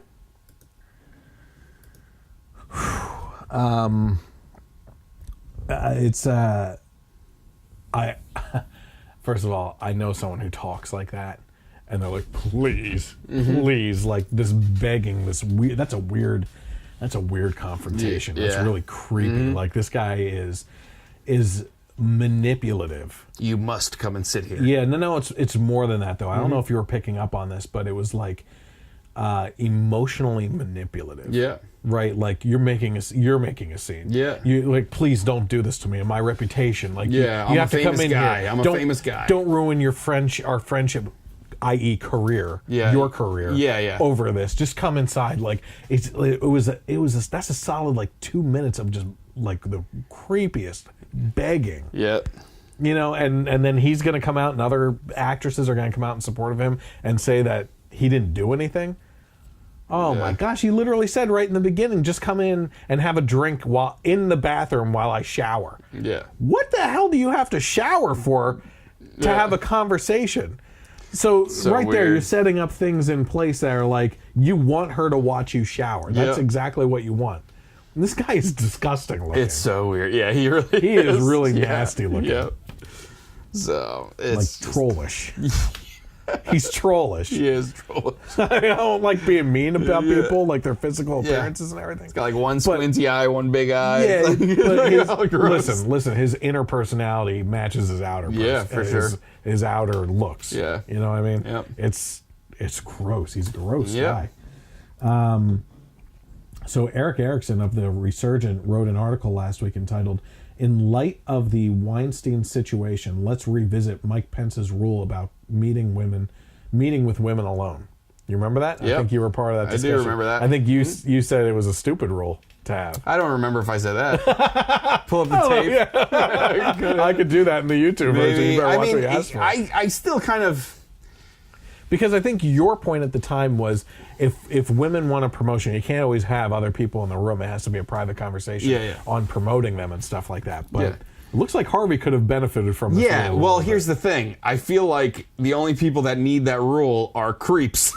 You know what I mean? Yeah, but that's like if you're an self-control honest, then. it is. And I'm not saying Mike Pence is a creep. I think he might just have this rule, and that's just kind of how he lives his life. But I'm saying if you are an honest, faithful man to your wife, then you don't need this rule. You know, if you are going to have a business meeting or a business dinner or whatever, then you can do that with a female or a male, and not. You don't have to worry about controlling yourself. So. Again, not saying that Mike Pence One is of the things that this but guy was accused of was literally in a restaurant in public masturbating into a potted plant in Yes. front of a girl that he kept trapped into like in a hallway in a restaurant that was shut down just for him being there. So yeah, he definitely needed would've this done it at rule. the waitress's podium. Yeah, right. I mean, the hostess plant. stand. Yeah, the hostess stand. I'm just joking. The waitress's podium. Yeah. The what do we call it in the restaurant industry? The I don't know. I forget. Yeah. But yeah, this it's disgusting. It's so gross. He definitely could go use the Pence rule. Yes, of course. yes. Yeah. So Harvey Weinstein has actually funneled millions upon millions of dollars to Democratic candidates, especially Barack Obama and Hillary Clinton. Yeah. And it took almost a week and the nagging of many in the media, Hollywood, and politics to get Obama and Clinton to actually come out against Weinstein. yeah, but Michelle Obama still says though that if you voted for Trump, it's a vote against your own female voice. But hey, I'm going to send my daughter to intern with the biggest sexual predator, second to Bill Clinton on the planet. Jeez. Well, he's. Yeah. I think he's worse than Bill Clinton. Yeah, just by volume. By Yes. volume, yeah.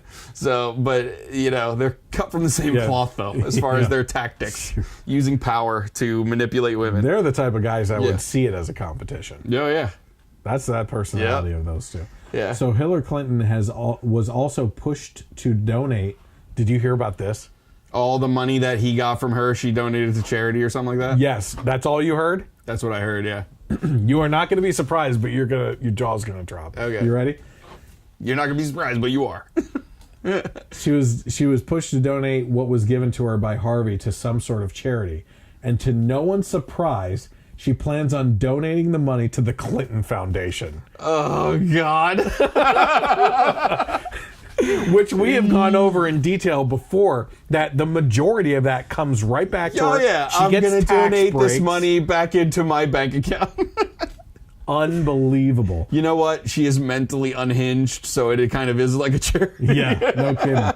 Weinstein gave $33,590 to the Hillary Victory Fund. So it's sitting there. Yeah, it's sitting there. Sitting there doing nothing. And $5,400 to Hillary for America during the 2016 election. Clinton indicated she will donate the Weinstein's money out of her own income rather than from the campaign organization. I give 10% of my income to charity every year. This will be part of that, Clinton said in an interview on CNN on Wednesday. So basically she's saying that she took those political donations and put them into her own income to begin with. Yes. And now she's... What Harvey gave... She's probably like, well, no one else is using them in the Victory Fund. Why can't I have it? So here's what Harvey gave to the Clintons. $250,000 to the Clinton Foundation, $30,000 to the Hillary Victory Fund, $5,400 to Hillary's campaign, and unknown millions in donations from friends that he funneled together for the campaign. Tax experts themselves said under this scenario, she would be able to deduct this money from her income taxes. Julian Block, a former special agent in the IRS and a tax attorney in New York, said her pledge raised significant questions. Is this a situation where her campaign organization is turning over money to her that goes into her block? That would raise some questions as to who's actually making the donation.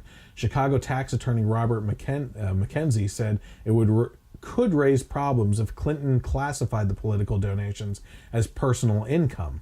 I don't see how she could justify that as being part of her income. I don't see how she can take that out of her personal return, which is exactly what you were talking about. Yep.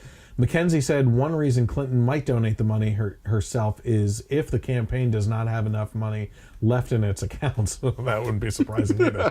The Hillary Victory Fund, a joint fundraising committee for Hillary for America and the Democratic National Committee. So that was joint. That, like, come on, guys. Yeah. The fact that we already know it's been proven through leaks. Yeah. I don't know if that was Russia or not, I forget. That Hillary was in cahoots with the DNC and pushed Bernie Sanders aside. Yeah. They had a joint charity together, too. Unbelievable. And that wasn't even mentioned in this article. Like, the joint... just glaze right over it. Appears to have enough funds to cover the donation. According to Federal Election Commission records, it has over $400,000 in the bank. A DailyMail.com review found that 76% of Clinton's charitable giving in the past 3 years went to Bill, Hillary, and Chelsea Clinton Foundation. Nonprofit records show the former presidential candidate and her husband Bill gave a total of $3.3 million to the Clinton Foundation in 2014, 15, and 16. According to Clinton's tax returns, she claimed $4.2 million in charitable donations during the same time period. The Clintons donated the money through a lesser-known nonprofit they control called the Clinton Family Foundation. There's so many freaking things in this. Like, what have we gone over? The Hillary Victory Fund, Hillary for America, the joint account with the DNC, the Clinton Foundation, the Bill, Hillary, and Chelsea Clinton Foundation, the Clinton Family Foundation. Like, they are laundering this money like nobody. Like, they're worse than the mafia. It's awful. I mean, oh God, so crooked. Oh wow, and there's Crooked probably Hillary more too. Yeah, she's nasty. She's a nasty She's woman. so nasty. So here's some other donations by Harvey that were listed on the site as well. $679,000 raised as a bundler. It was a blunder.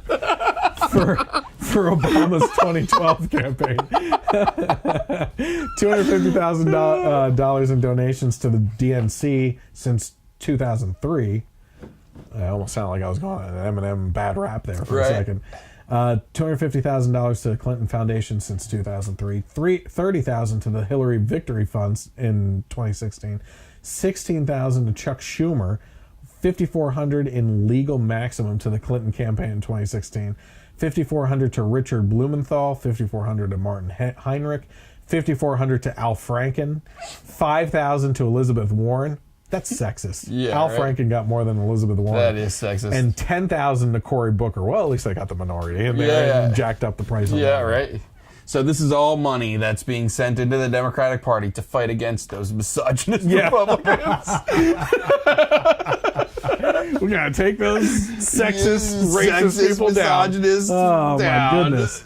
So apparently Harvey's soon-to-be ex-wife is also not too smart either, as she's reaching out to Uma Abedin for support. Oh God. First of all, when I read this headline, I thought to myself, this woman must be as old as Harvey because of how disgusting he looks. I'm sorry, but he's a troll. Yeah. You know what I mean? That is not the case, though. This is a picture of Harvey Weinstein's wife.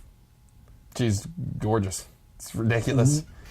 She's apparently some kind of like designer or something. The worst part of everything that's happening right now is really happening to her. Yeah. She is being spotlighted because she's a victim in all this. She is. Yep. You know, and it may not be talked about, but all this stuff that's happening, he's a dirtbag. He's cheating on her. She's the victim. Yeah. You know? And on top of that, though, come on, what is she doing with him? Yeah. What is there? She doesn't really want to be there.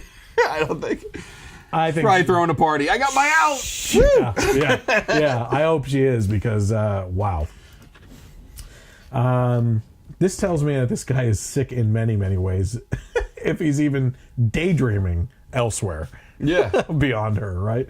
On Tuesday, Chapman announced that she was leaving Weinstein after 10 years of marriage. They've been together for 10 years. Yeah, jeez. After learning that his wife was filing for divorce, Weinstein told Page Six, "I am profoundly devastated. I have lost my wife and kids, whom I love more than anything else." No, you didn't. Yeah. You didn't. No. No. You loved your power and control and manipulation over women way more than you loved your family. Absolutely. Because you used it. Yep. You used it and you abused your family. Yep. That's all there is to it. Any more I on mean, Weinstein? how do you put your, like, now your kids, that's your dad. Yep. Like, oh God, that's I would change what my a last name, that's for nightmare. dang sure. What a nightmare that is. But man, it's just like the other thing that drives me nuts about this story is you know, the actors and actresses in Hollywood in general railing on Trump and labeling him this sexist, racist, misogynist, anti-woman, blah, blah. Yet they all knew that this was happening. Decades. It was happening to them, and they kept their mouths shut.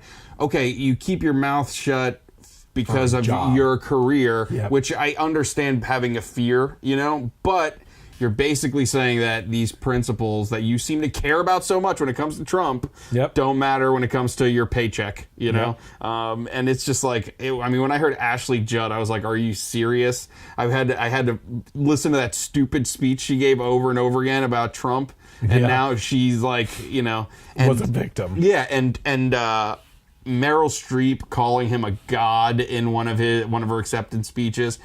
Knowing, like, I think it's total BS that they didn't know that this was going on. Same with Hillary, you know? All these actresses Dude, and you hear the jokes that were and made? actresses were saying that these stories have been circulating in Hollywood for decades. Have you seen the clips of, like, jokes? Yes.